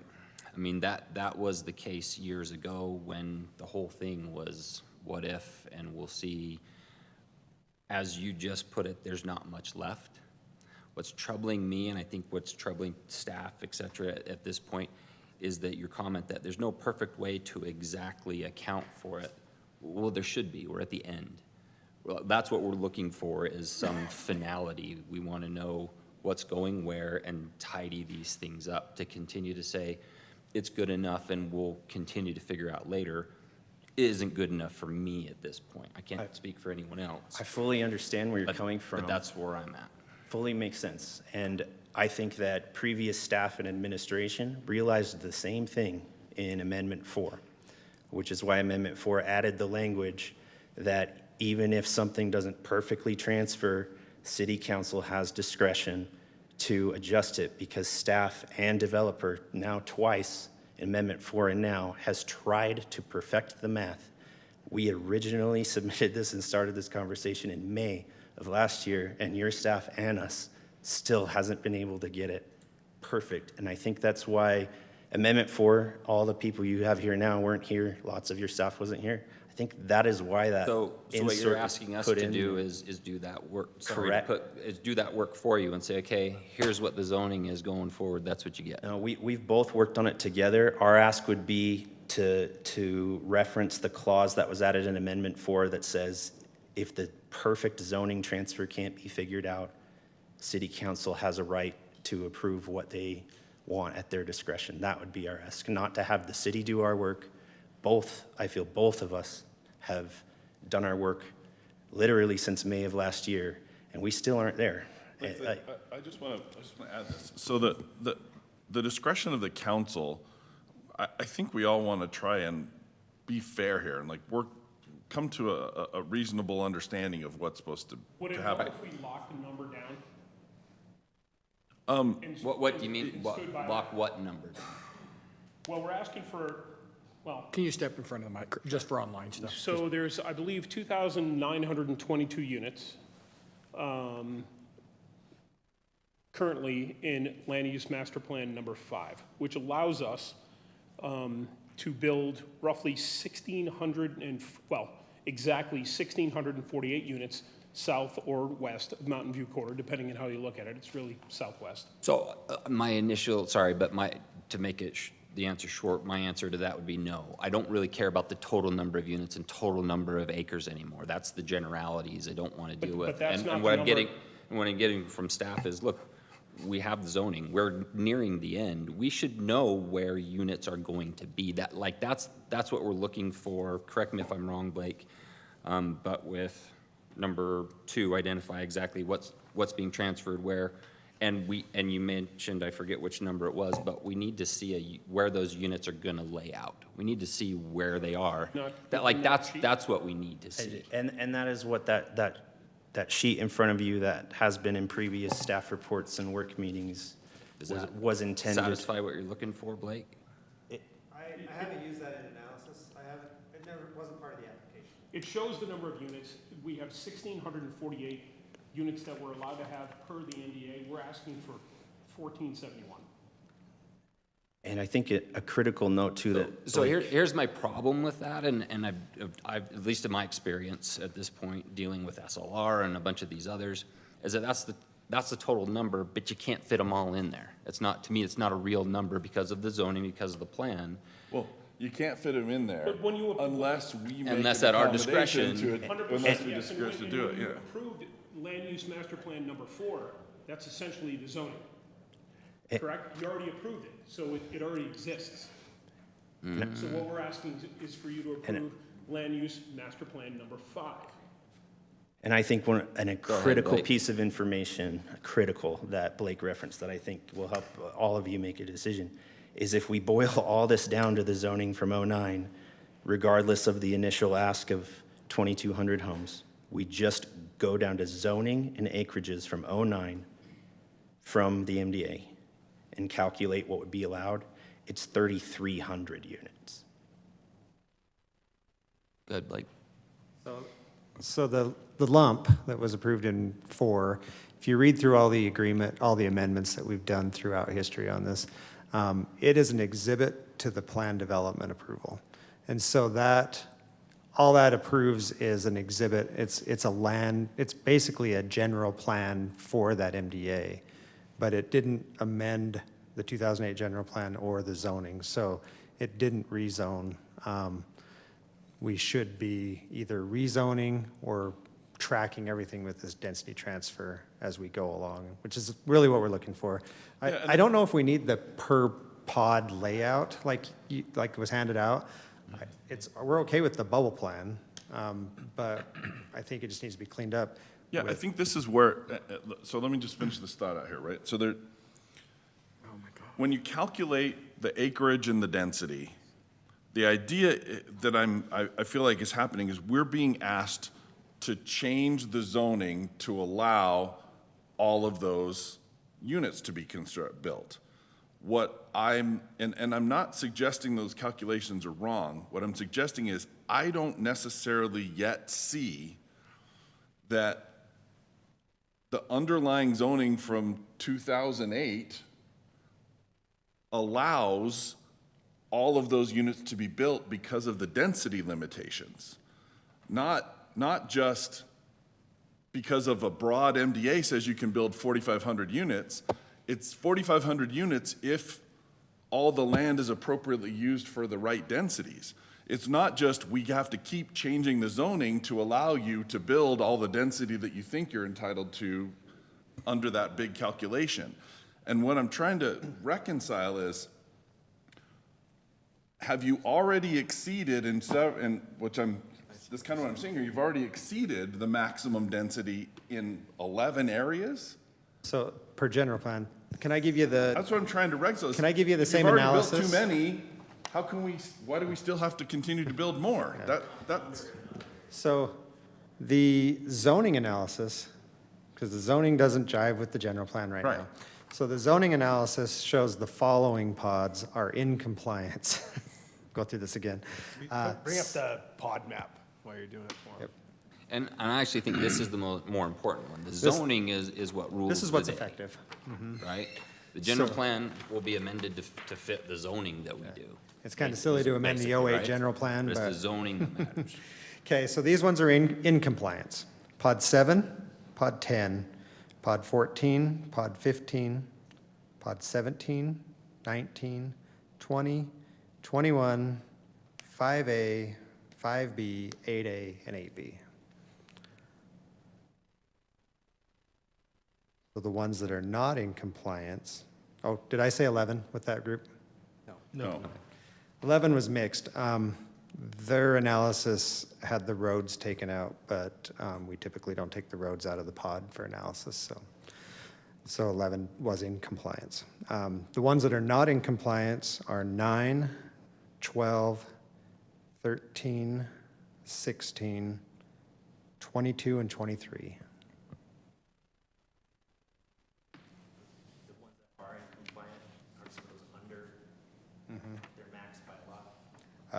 Yeah, some of them, the one that got changed to commercial, Pod 5A, is way under, 68 units under. But yeah, there's some that are, this is just based on density. And so, some are pretty close, some are quite a ways under. I didn't really go through and analyze exactly how much, but yeah, the ones that are in compliance are all under. Define compliant versus non-compliant. I need to understand exactly what that means. And this is in regards to Zoning, you're in compliance with density. So, Okay. so what I did was. So non-compliant means there's more units built there than the underlying density permits. So, and the density's tricky because they're split in zones, so I did an area-weighted density. And so I calculated the density based on weighted area and said, okay, your average density for this pod should be X, right? And then I calculated their density, provided their acreage and their units they want to put on it, and if it was under or at it, it complied, and if it was exceeded it, it didn't comply. And to be clear, it's okay to be over as long as you can balance it out by being under somewhere else in the same zone. In the same zone, right. So, So that was There's a total number of units for that whole zone. Oh, got it, okay. So Blake, you're saying that those that you listed that are not in compliance, there's not a matching zone that So- balances them out? And so that's, yeah, so since they're split in a bunch of zones, I did do that analysis. I don't have it sitting here in front of me. But that's where I moved forward and made the assumption that they should do medium density, go to R215. Okay. Now, so I think we're making progress here. So, and that's the point in your presentation, you said, I've made assumptions that if they do this, it results in what? Compliance. In a compliant Yep. zoning plan? But they haven't done that, and you stopped short and said, but those are just my assumptions, I didn't want to do all that work for them. More or less, that's the main thing that they need to do and bring back and show that they're in compliance. And then I think if you take it to the next step, so now you're talking about doing a rezone. I'm trying to help you guys, what's the right? next step, right? So if they need to apply for a rezone, then we're gonna look at the 08 general plan and say, is that rezone consistent with the general plan? What if it's not? What if in order to make their density work and the unit counts work that they're asking for, what if it doesn't comply with the 08 general plan? And by the agreement, they're supposed to be following the 08 general plan. And then they can ask for a rezone or. But the rezone's supposed to follow the general plan. What if their rezone request does not If we're comply? using modern general plan and modern zoning, but we're not in compliant with the 08 zone and plan. Okay, I understand. Now I'm starting to. So when do we write a new MDA? I believe I suggested that almost a year ago. I mean, reading that scanned document was fun. So this is where I come back, that if that's the, right, if that's the preferred way to go, then what we've said in the past, I'm looking at Steve, because he actually is the one who brought this up at this time about a year ago, is if we do that, we make that give, all right, we're gonna throw out the old plan, which basically limits them and gives us that checks and balance. We're gonna give them what works best for them, then we want to get rid of that additional thing so we don't have to deal with this anymore. That's kind of the conversation that we've had before about this. right? And if we don't, and that's where we said, well, if we don't do that, then just let's do a new plan, right? Scrap this thing and move on. But, so that's what I said, I think we're making progress, right? Your assumption you either have to make it work under the existing agreement with the old general plan, or we need to adjust the agreement to the new general plan and those assumptions. This accounts for it exactly, right? But are we okay with that, leaving that language in, or do we further limit the ability to add more? I've got a 90% there on the latter part of that, yeah. The new general plan, wipe out all the 2008 stuff. It's caused us confusion all along. And it's an old plan that doesn't make sense anymore with Mountain View Corridor and the way everything is there. Agreed. The new general plan. Neither does adding that kind of density, like you said, it doesn't match the topo and all that other kind of stuff. It doesn't make sense to keep that provision in there as it is. We'll be much, much closer with the new general plan. Probably tie-in zones. And then with that, rezone each parcel based on that. And if the general plan needs to change based on the new zone, then we amend the new general plan for that pod, that one area. Cleans it up, shortens the agreement from 180 to probably 80 pages. And I'll tell you from my perspective, the reason I like that is that dealing with a plan from 16 or 17 years ago doesn't make a lot of sense with all the changes that have happened since then. And I like, even if it is adding more units or changing densities or whatever, if it's in compliance with what our more modern general plan is, 100%. I'm kind of in support of that, because we should make the argument that it's a better plan, right? It's more timely, it's more fitting for what the overall picture is. It's relevant. Exactly.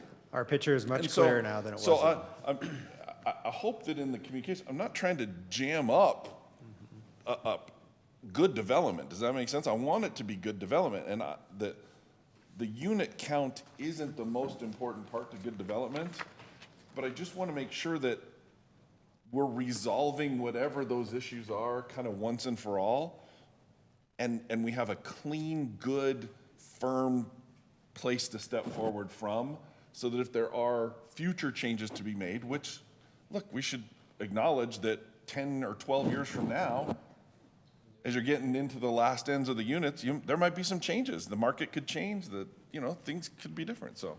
Could be, yeah, but I mean, we're prepared to go forward with the 1471 units. I mean, we've got $12 million out there already, and we've started installing sewer and storm drain. We're going to be installing water here pretty quick. Like, we're moving. So when you talk about changes to the existing plan, land use master plan number 5, I don't think there are going to be any, really, because we've already started going down this road. That's essentially where we want to be. I mean, it's not, 10 years, 6 years, whatever. I mean, we're already very well invested in making this development one of the best living communities in the state of Utah. Nathan, did you have a comment? Well, I kind of harken back when we were first talking about the panorama, and council looked at the map and said, we have detail here. I think this is the most detailed we've probably received in this MDA. Yeah. And so I think, as Mr. Martin is saying, it looks like they've done a lot here. So I'm curious if we move forward. I have proposed to them we should scrap the 2008 general plan, because I don't know how you amend a plan that's already been replaced. Yeah. And so you wouldn't amend it, so they can't comply. To think of how to move this forward, maybe it's just a kind of a fundamental question, like we asked with Panorama. Does this picture on its own, does that start to give you enough detail to feel more comfortable? And maybe it's me, but a lot of these colors are very similar, so I'm having to kind of figure it out. We can probably figure out the contrast a little bit better, so it's easier to look at. But I'm much more concerned about, so for Michael and Blake, I'm going to look at you if I say this wrong, but I think we all agree bringing it to the current general plan makes way more sense. My counter ask is that we drop that provision or change it to adding at whatever density. It doesn't make sense. Just like looking at the '08 general plan, doesn't make sense anymore. I mean, you guys have flat out said there's no way we can build that density from that point on anyway. And I'm fine keeping something in there, but a much more lower reasonable number that makes sense going forward, that isn't gonna compound this problem in the future. Well, we're at 2.6 for everything south or west of Mountain View Quarter, and overall, we're at 4.3. Are you just talking about the removal of adding property? Right. Yeah. So you just take out the ability to add property after? After this. So the reason You can either remove it, or if you wanna keep it in, instead of whatever the high number is right now, 4.5, 4.8, whatever the number is that's kind of, I'll tell you from my point of view, constantly held over our heads, right? That you guys have said several times, it's not realistic, we're not gonna build that for any of that area. Bring back a lower number that makes sense. Is it 2.6, is it 3, right? But there needs to, I think, at least for me, in the conversations we've had, there needs to be movement on that front to bring that up to speed. But then that's just one piece on, okay, we're gonna update it to the new general plan versus the old, right? We'll then update that part 2. So if we agree to 2.6 south of Mountain View Quarter today, does that help? That helps tremendously, right? And then the other, The overall density is 4.3 when you put the entire project in perspective. But everything that, and that includes everything that's built thus far, and everything that's being built in Academy Village, including Academy Terrace. So everything south would be 2.6, overall density of 4.3. And I will tell you. does that satisfy what we're talking about? So, I mean, there's still the provision that you have to own it and all that kind of stuff, and the underlying zoning and all of that. The reason why we're adding pod 20.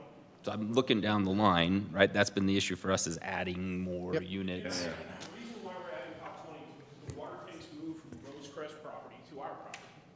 We lost 30 units, and Staker loses all of the revenue underneath those water tanks.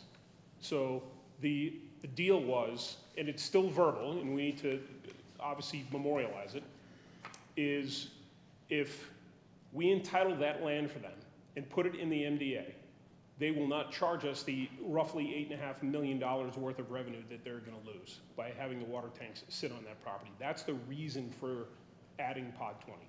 Why were the water tanks put on property that was so valuable for them?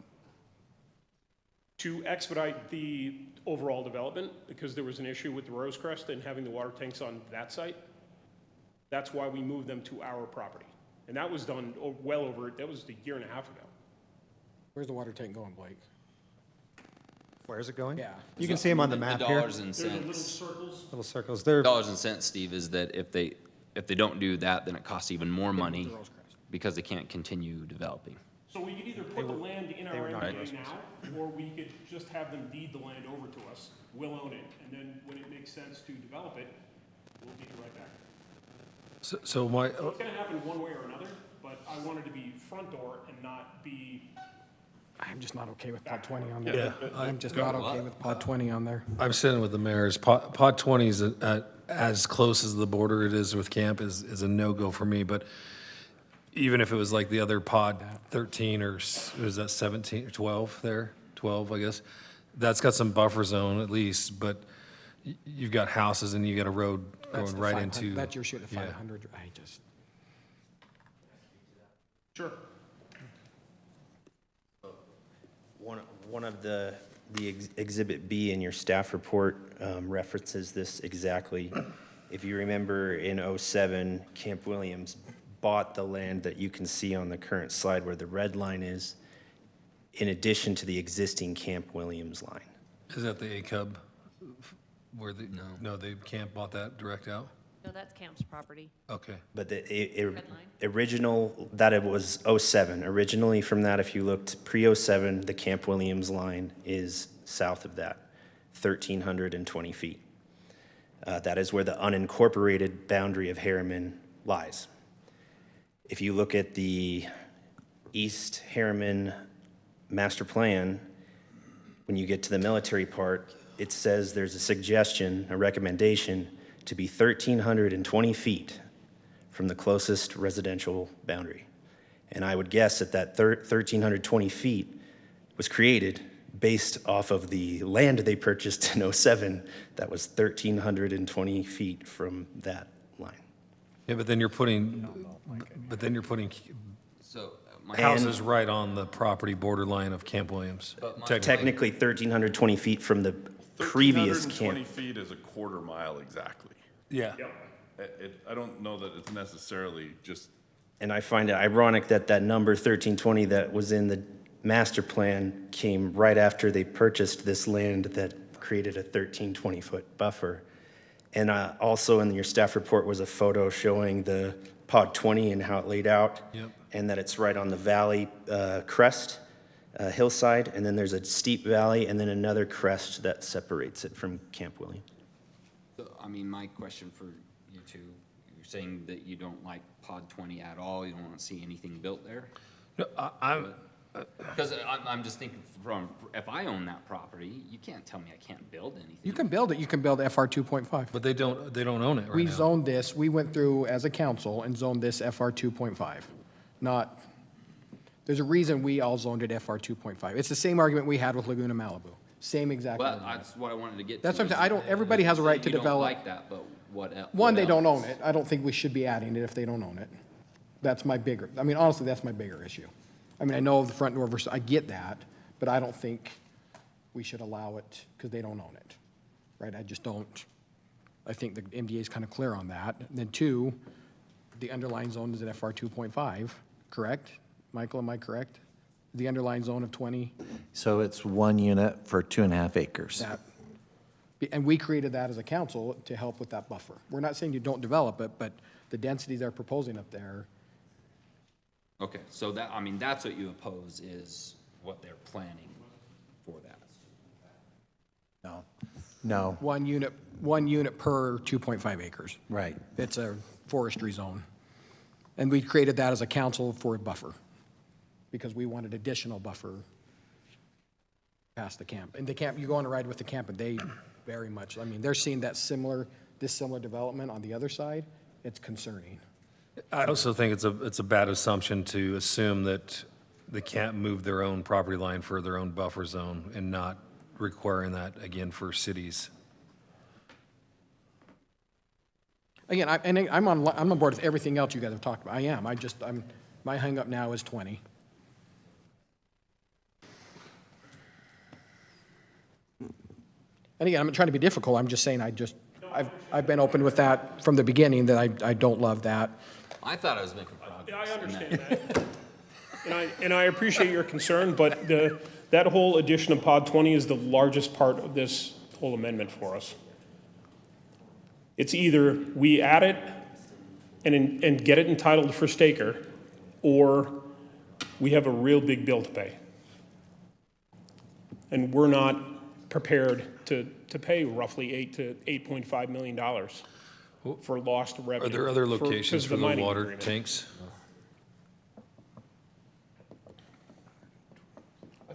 Is I thought we were any sort of middle ground? If we lower the density on Pod 20?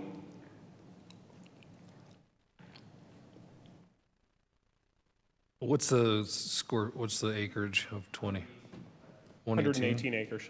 And you got 52 units? It is 109, yes. Which is a pretty low density. I mean, you're looking at 2.5. Yeah, but a lot of that's 30+%, right, on the open space? What's that? No? Oh, it's above that? Okay. Yeah, what are we, 30% on the open space? We're still going to have issues. Yeah, you're only, We're going against what we planned, general plan, just 2 years. your developable pod there is 50.9 acres, so it's 118 minus 51 is your open space. Yeah. So Way over 20%. 67? That's why you're getting 2 units per acre instead of. So you're 50 what developable?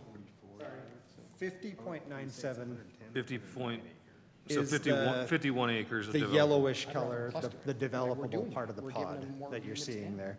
And so all the green space is So 118.5 you're 1 unit per minus that. acre, roughly, on the, They're 2.14 units per acre. well, yeah, okay. Which we're already giving them.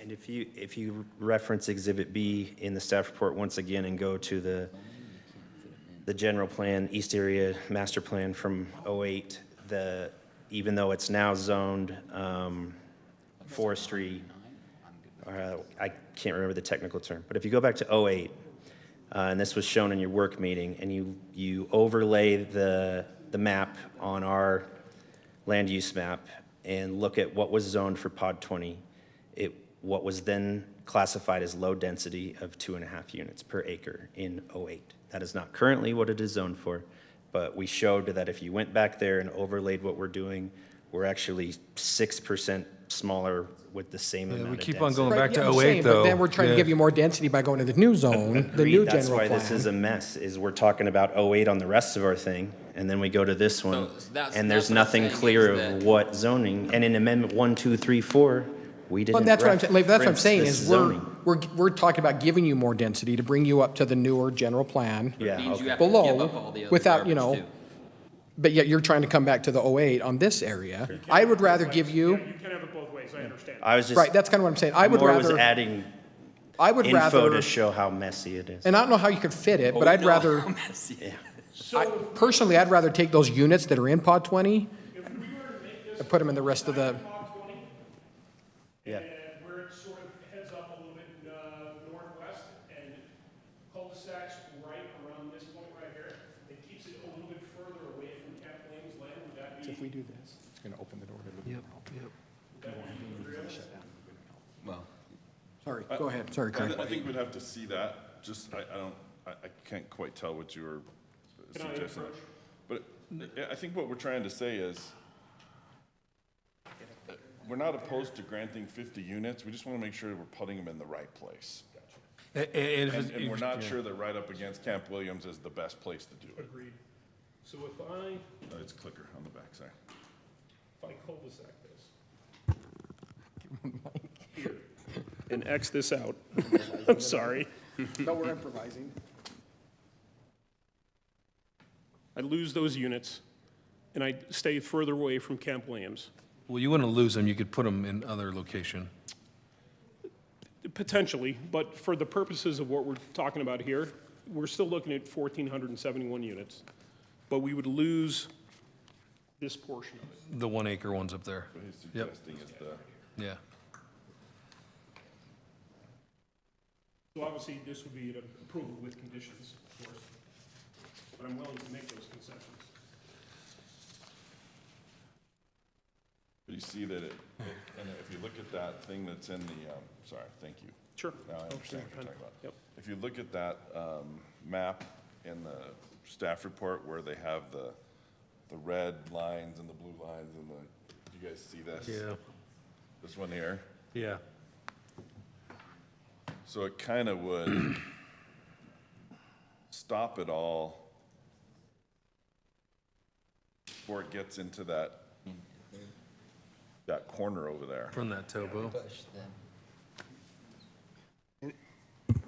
And you're on the downslope of a ridge there, it looks like. Looks like there's a ridge between you and the Camp Williams buffer property. And Reed, go ahead.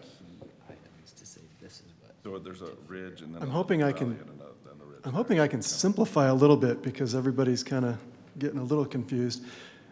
Blake listed all of the pods that are shown on that lump, and you listed those that were compliant, and you listed some that were not compliant. The ones that were not compliant, I think you had maybe 5 of them? Yeah? And what I wanted to help simplify is, if we were to develop according to amendment number 4, it wouldn't matter what the underlying zoning was, because amendment number 4 is entitled pod by pod for a certain number of units in a certain place, right? No, that's not correct. That is not correct. Are you saying that amendment number 4 is invalid? It's part of a larger agreement. It's not the only thing that matters. So you have the pod plan, but you still have to follow the underlying zone. So is the lump? The zone is what matters most. Well, that's what I'm talking to. Are you saying that the exhibit that is in amendment number 4 and the lump that's been in all the previous exhibits, are you saying that those exhibits and those amendments were invalid? No, they're not invalid. They're just limited by the underlying zoning. Okay, because we've been told unequivocally by our council that the lump and the MDA is the zoning.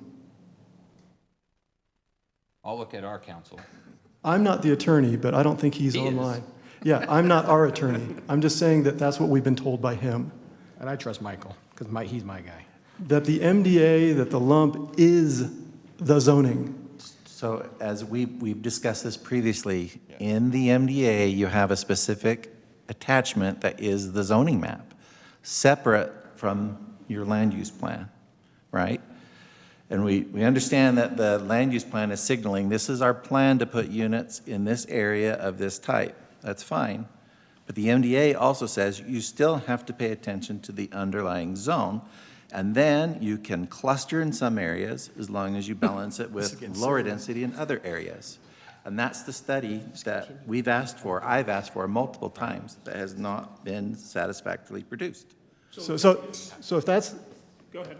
if that's the case, if we were to make an application according to Amendment 4 for Pod 17, let's say, because we have, at the number of units that are shown on the lump in Amendment 4, would you say that it's not allowed until the underlying zone is requested and approved by the council? I think we're at a point where you now have to show, like, you're building through the project at a higher rate of development that the underlying zone allows.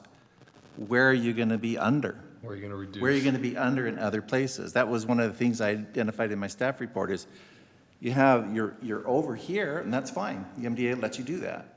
But where are you planning on being under? Well, in the that same answer, zone type? the answer is in the table on lump 5. And in the comparison table, all of the proposed pods above the corridor, when I say above, it's like south or west, whichever. But wouldn't they have to be the same zoning to reduce and add? Yes. They'd have to be the same underlining zone. That's one of the challenges, is that limitation of the zoning issue is a trump over what the land use master plan is. I think that's It's a constraint on development that the land use master plan isn't recognizing. Because lump 5 describes how each pod's unit count and density is actually less restrictive, or I'm sorry, less intense than Amendment 4. So what we've been a little frustrated with is the pods that we're presenting in Amendment 5 are less dense than 4. Now, the addition of the additional land is another topic that we know that you're not so happy about. But when you compare all of the pods that overlap Amendment number 4, I think all but one are less dense. And the resultant total is less dense. Still talking in general terms, and you're not. No, it's very specific. You're not referencing the actual zone. Zoning. 10-4, you're right, because our understanding is that the MDA is the zoning, so. And that's what, I'm That's a clear now. huge disconnect. I'm clear we're coming at that from two different perspectives, right? And that's part of the reason why we're not. Conflict, yeah. We're not getting to the same result. So would the council be willing to approve amendment number 5 if we, with the concessions that we've talked about, and with the additions of commercial, which I know was super important to you, with the understanding that we will go through the formal process after approval to change the zoning so that it fits with the lump number 5? I'm not there yet, yeah. Okay. I'm trying to make a list of, here's the, so we've cleared off a bunch of things on the checklist. What are the remaining ones? I don't think we're far. If I'm if I'm. It could be 2 weeks, and we might be, yeah. I don't think we're far, but I think this last gap is really critical that we get Okay. very clear If on. you can outline those for me. Yeah, That's what I we're think that's what we we're trying wanna to do. try and do, Can yeah. is it possible for us to get on the next city council agenda? I know that we're going into July and it's And we 4th can of just, July. we can just continue this to the next, look, I don't even think we need to do much other than continue it and, you know, update exhibits and stuff like that. It's Okay. not like it's. Okay, I think that's fair. Yeah, I mean, at the end of the day. Staff is gonna lynch me when I go through the door over there, but I'm I'm just sure. saying. June 29th, do we meet? I think that we want the You same start it, things, we'll and see. I've said a million times that I want to make sure that Wasatch, and we've worked diligently with DAI, we're kind of a cohesive effort. I mean, we're going to be talking about the PID soon, so on and so forth. We want to be good partners to the city, so we want to make sure that we have a viable development, but it meets the needs of what it is that you want as well. Yeah. And I you think we- represent the city, so. I think we found that disconnect, though, of what you're referencing and what you guys were bringing to us and what we were seeing from our side. And so I think that's the huge thing there. I think we made a I big totally step agree. tonight. Okay, Jared's gonna make some we're gonna. Yeah, I totally agree with everything you just said, Craig. Like and I hope you guys, we want to get this done. Sure. Right? I don't want to have any more meetings where we're And this was going back and forth, so I pretty know. awesome. This is This good- is, this this is is good awesome. stuff, Yeah, man. that one, that's good. So thanks to everybody, this, whether it makes sense to anybody watching or anybody sitting here. There's nobody it's watching. helped- I just this- checked. This has helped me tremendously. I think Yeah, all of me us too. know kind of where we're John's at. not even watching this. So I'm been trying to kind of keep track of the moving pieces, so I'm looking at that, kind of the checklist. So the one thing that I think is easy to call out is pod 20. How many units and how far away from the camp's line is a big issue for you two especially. I don't want to say it's not for me, but the other things are a bigger deal for me, but that's one that's important. It's being, you know, that's you're asking in this amendment is to add that. Yeah. But there's real and legitimate concerns to that. So And I feel bad With if I the would've known that concessions was- that we made to cul-de-sac that lot and keep it further away from the property line. So I think that needs to maybe be a separate conversation of what fits kind of the criteria we're looking for against the camp right there. Okay? But I also think that can't be brought in until it's owned at some point. Well, that's, I think. Well, that's and a- there, I mean, that's a so. deal breaker is what they're saying. Well, Oh, so they'll just deed it over to us. I mean, that's already been established. here's so. the thing with that though. You guys will have. And an agreement the on wording in the agreement, I mean, really would take care of that it can't be developed. They can't do anything until they actually own it. Okay. So we can work out all the details and put that wording in there that they can't move any dirt, they can't develop anything, can't apply for anything until they actually own it. Like that actually can be in the agreement that nothing happens till then. Okay. So I think the bigger pieces for Blake and Michael and your technical team is what's the right way to put this? So number one, we're looking at the 08 general plan and the 08 zoning, and that's an issue for a lot of reasons. And I think we all want to bring the general plan and the zoning up to the current general plan and zoning. Yes? So that's number one. We all want that to happen. So I'm just going to go mechanically, right? In order for that to happen, what staff is asking for, what we're asking for and saying is a major component of this is that if we're looking at the 2014 general plan? Is that the current one? Whatever, we're looking at the current general plan and zoning. We need. One we just did. Yeah, whatever. 23 or 22. Whatever it is. like the 2030. Whatever the one is that we're updating it to, the transfer plan, right? So whatever acronyms you're using, but the transfer plan must balance or zero out. That's what we want. That needs to be exact and finished, right? Sure. So those two things, that's the biggest stumbling block to me where we haven't seen eye to eye. Yeah, and the big epiphany, I think. The unresolved issue that just keep kicking around in my head. Yeah. That must balance out, and part of the biggest problem with that is that we keep referring to 08 and the current one and anywhere in between. So if we're in agreement, we want to move to the current one, current zoning. that's where we're in theoretical agreement. Where we need to move on the numbers is what is the transfer plan with the matching zoning. That must balance out at this point. We want to see that zero out, Okay. right? Yes? So can we make that recommendation tonight?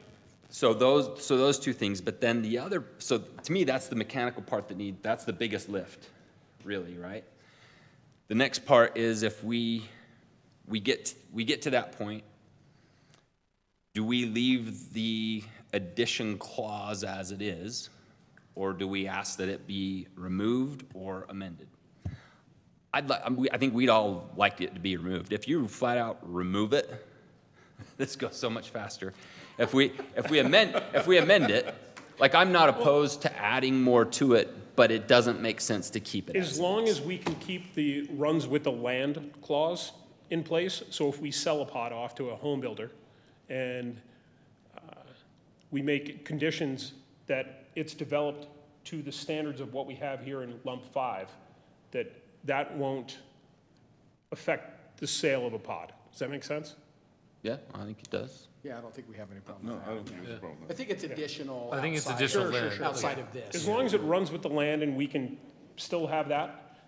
Reason being is because we've got some debt that we need to pay off, and this whole development is not moved as quickly as we would like. So we are potentially looking at selling pod 5A and 5B to pay off some debt, to help pay down the construction loan. So as long as we have the runs And with 5A the is land what clause that's you still changed in to place. commercial. What's that? 5A is what you changed to commercial. Yeah. No, 5B, oh yeah, 5A is commercial, 5B is the higher density. 5B is still multifamily Can I residential. can I limit who you sell 5A to in the agreement? No, so I get that. So I'm trying to simplify this, and as we continue, we've continued this conversation, I think it's actually getting more and more simple for me anyway. I would agree. So that's the main thing is I think we have a collective will, we want to Bill, update it. so having said that, I'm sorry to interrupt you, No, Jared. go If we can add pod 20 and then remove the additional land clause, is that agreeable? Well, To the council? What does pod 20 say? Right? I'm gonna have to think about that. Pod 20 with the conditions that we will cul-de-sac those two roads and keep them. I would like to see just So- a basic site plan on it. Okay. Yeah. Yeah. Mayor and We can council, do that. just a reminder that all of this would have to be submitted. If there's a land use change, an application, it has to go to the Department of, is it Military and Veterans Affairs, Yep. Michael, for approval. So From the FR before you can approve it, 125, okay. before you can approve that land use change, that's On new that to Sentinel state Ridge- code. That Sentinel landscape And law. what is your general feeling, Wendy, on what Camp Williams might say about this? I don't think they'll like pod 20, but I don't know. I don't know. Is it far enough away DAI from their ordinance training? No. That's right next to No? the fight. It's like right That's next right to next where to they their have the biggest. It's big right in their guns. noise bubble. Just one thing I'd point out is if you look at pod 13, It's pretty close. I it's, know, yeah. it's pretty much the same distance that the yellow blob of. And I don't love pod it either, but I 20 can't is stop it. From the corner. Yeah. But the difference is, correct me if I'm wrong, our council, is that is pod 13 zoned already? Yeah. So there's no change not a in, land there's use no change change there. in the land use that triggers that review. Yeah. Right. Changing the zone here triggers that. In pod 20? Yeah. Okay. 13 is. And I don't think they'll, like Wendy says, they're not gonna love it. I mean, Okay, so we can get you a new site plan that shows what pod 20 will look like after the changes that we're discussing here? And then it'll trigger that review from, You got it. yeah. Okay. okay. What Yes. else do you have on there? So that's really those three main things, right? So the biggest thing is updating the general plan and zoning to the current general plan and zoning. And by virtue of that, balancing out the land transfer, and by I mean balancing that out, it must zero out, right? And by changing the MDA to allow that, we want to remove the addition clause. And then the only other thing is pod 20. Correct. Yes. Yeah? Yeah. We would still need to do a subsequent rezone though, because this Of whole the process did old- not advertise a rezone Yep. as an effect of the MDA. But we can still approve the MDA. Yeah. Without, and then they can do that as they start. So that's not gonna slow. Their counsel is correct. The MDA could have acted as if a rezone, but that's not how they applied for it, and we did not advertise it that way. Because there is an existing exhibit that is a zoning map in the That's in MDA. the MDA. They didn't Oh, boy. update that, they didn't remove it, so So next Bruce time is we, correct, it's just that we didn't so take next this time we process come that way. before you, can we make that, can we redo the application to amend that, to allow for that ask? It has to go back through the planning commission, but we could. I would keep going, I would keep going the path you're going, is what he's saying. I think where we're at right now is gonna get you there a lot faster. Yeah.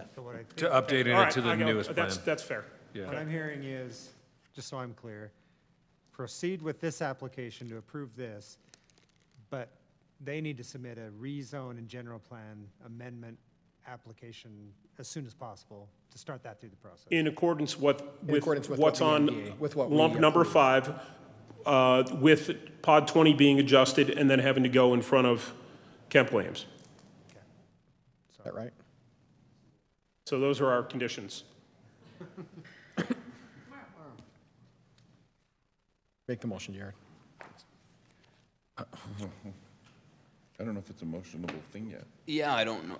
Do we continue? I Do you have- think I don't know what that there's- you're going to do is a motion to Continue with that on the direction. record we just had. So I think we now need to sit down and figure out what that actually looks like Yeah, to bring the back details. to you. Land use plan for 5, yeah. And so if I can just make one comment. Look, if it was my land, I would be arguing for whatever's most favorable and gonna maximize my revenue opportunities. Like, I completely, I'm not criticizing anybody Yeah, I mean, for. it's tough you- when you're asked to sort of negotiate against yourself. Yeah, totally. We're in the same boat, right? But again, we want to be good partners. You want some things, we want some things, and if we can come to a middle ground, I'm all for it. I actually think we Closer have tonight, the same yeah. end goal, right? Sure. To get this done. It's Sure. just checking those boxes. There's one more. Stop it. It's not a huge deal. It was at the very end of my notes. So similar to pod 20, pods 5A and 5B are split ownership with DAI and Wasatch. And Just 5B. And 5B. Yeah, just 5B, that's right. Okay. And pod 23 is owned by DAI Springs. So that's another pod that is owned by another entity. So if you're, just to be consistent with adding pods, and they're the last ones, if you change that clause, those are the ones. Well, that'll happen in the land swap amendment, which we'll do when this is finalized. They're in the boundary right now, so I just was going through. Understood. Stuff, so. Yeah. Yep. But we'll clean that up we'll clean that up when this gets cleaned up. That'll be the next order of business for us in DAI. Okay. All right. Okay, do it. Oh, really? No, I'm just gonna say, look, this is a freaking mess, and it's been a mess for years, and it has been this ongoing circle of death spiral. Like, we haven't I made want to any. clean it up just as badly as you Yeah, guys. I don't feel like we've made progress at all, and I know you've expressed the same frustration. Frankly, this conversation tonight is the best, most productive progress conversation that we've had on this stuff in 3 years. Thank you. I This appreciate is it. really, And as it's- frustrating as it is not to get your approval, you are closer to what you want than I think you have been in 3 years. And the same could be said from me to you as well. Yeah. So I appreciate it. Okay, we ready? Do it. That, well said, and takes words out of my mouth for that part. So I'll make a motion to continue resolution number, am I on the right one? Yeah. I'm Say getting old, item man. 11. I'm getting old, man. Yeah, 11.6. motion to continue item 11.6 with the specific direction for staff and the applicant to work towards bringing the MDA up to the current general plan and zoning. As part of that, to balance or zero out the unit transfer. As part of that change, council's asking that we remove the addition clause. And as part of that plan to include adding pod 20 with the clause that it would only be moved upon once ownership is transferred according to the existing requirements. I don't think I need to mention the Camp Williams thing. That happens procedurally. I think that covers it all, right? I think so too. I'll second that My motion stands. Motion by Jared, second by Steve. Jared? Just an Yes, but with a comment afterwards as well. What? Sorry. Or can I amend the motion?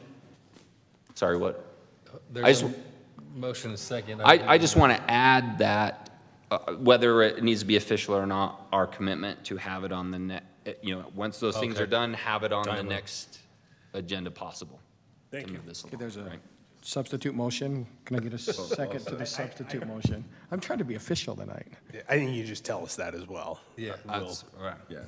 Whatever works best, but I want to make that commitment in Thank you. whatever appropriate way.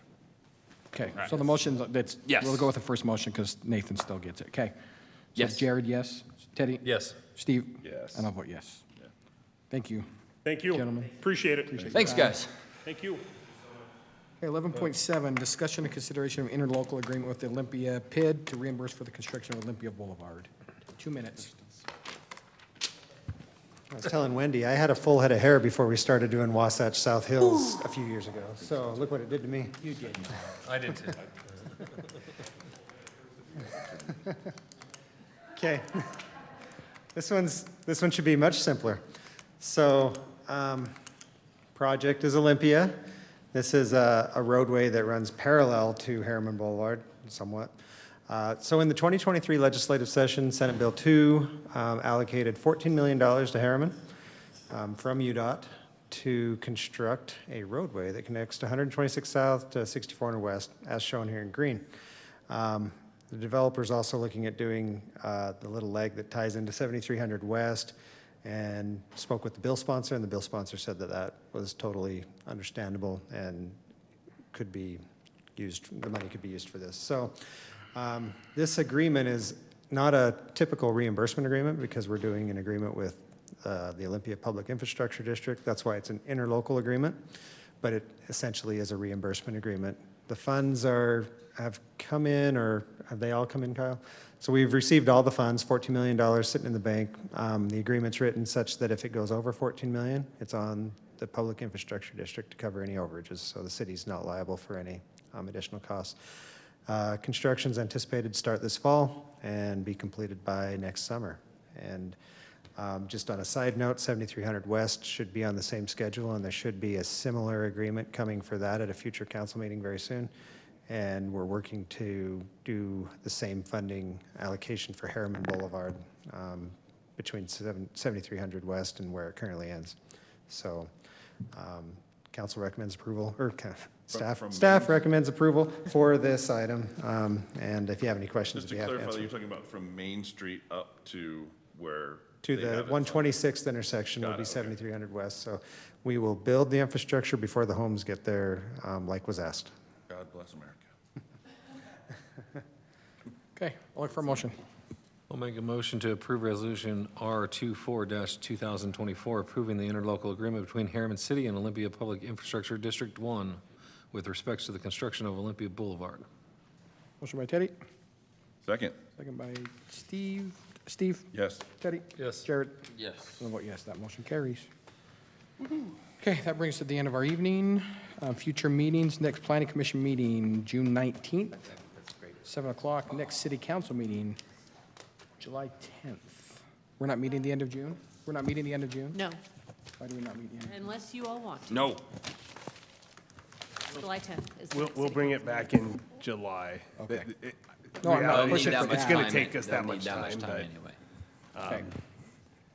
Okay, I'm not arguing, I was just the surprised. chief let me know we can hold off on the closed session. Yeah. Okay. Sure. Yeah. We're all here. Getting ready to just Let's lay just on do the it. floor. He's ready to go home. Okay, events coming up, Hungry Herriman and Farmers Market Monday. Huge crowd last Monday, huge great. crowd, loved it. Matilda, please go out and see Matilda if you know Dr. Bart. Hilarious. Amazing. Go see it. And through Monday. So tomorrow, Thursday, Friday, Saturday, and Monday, they end. And then, of course, Town Days kicks off with the Yeti Run Saturday morning Saturday morning. through the whole next Saturday. So come out, celebrate with us. So primary election day, the 25th, please vote. Please, please, please vote. I don't think there's going to be an issue this year. Stop it. Okay, so no closed The Dems- session? the Dems No have- closed session? You sure? Yeah. Okay. Okay. Look for a motion to adjourn. So moved. Second. All in favor? Aye. That was really painful.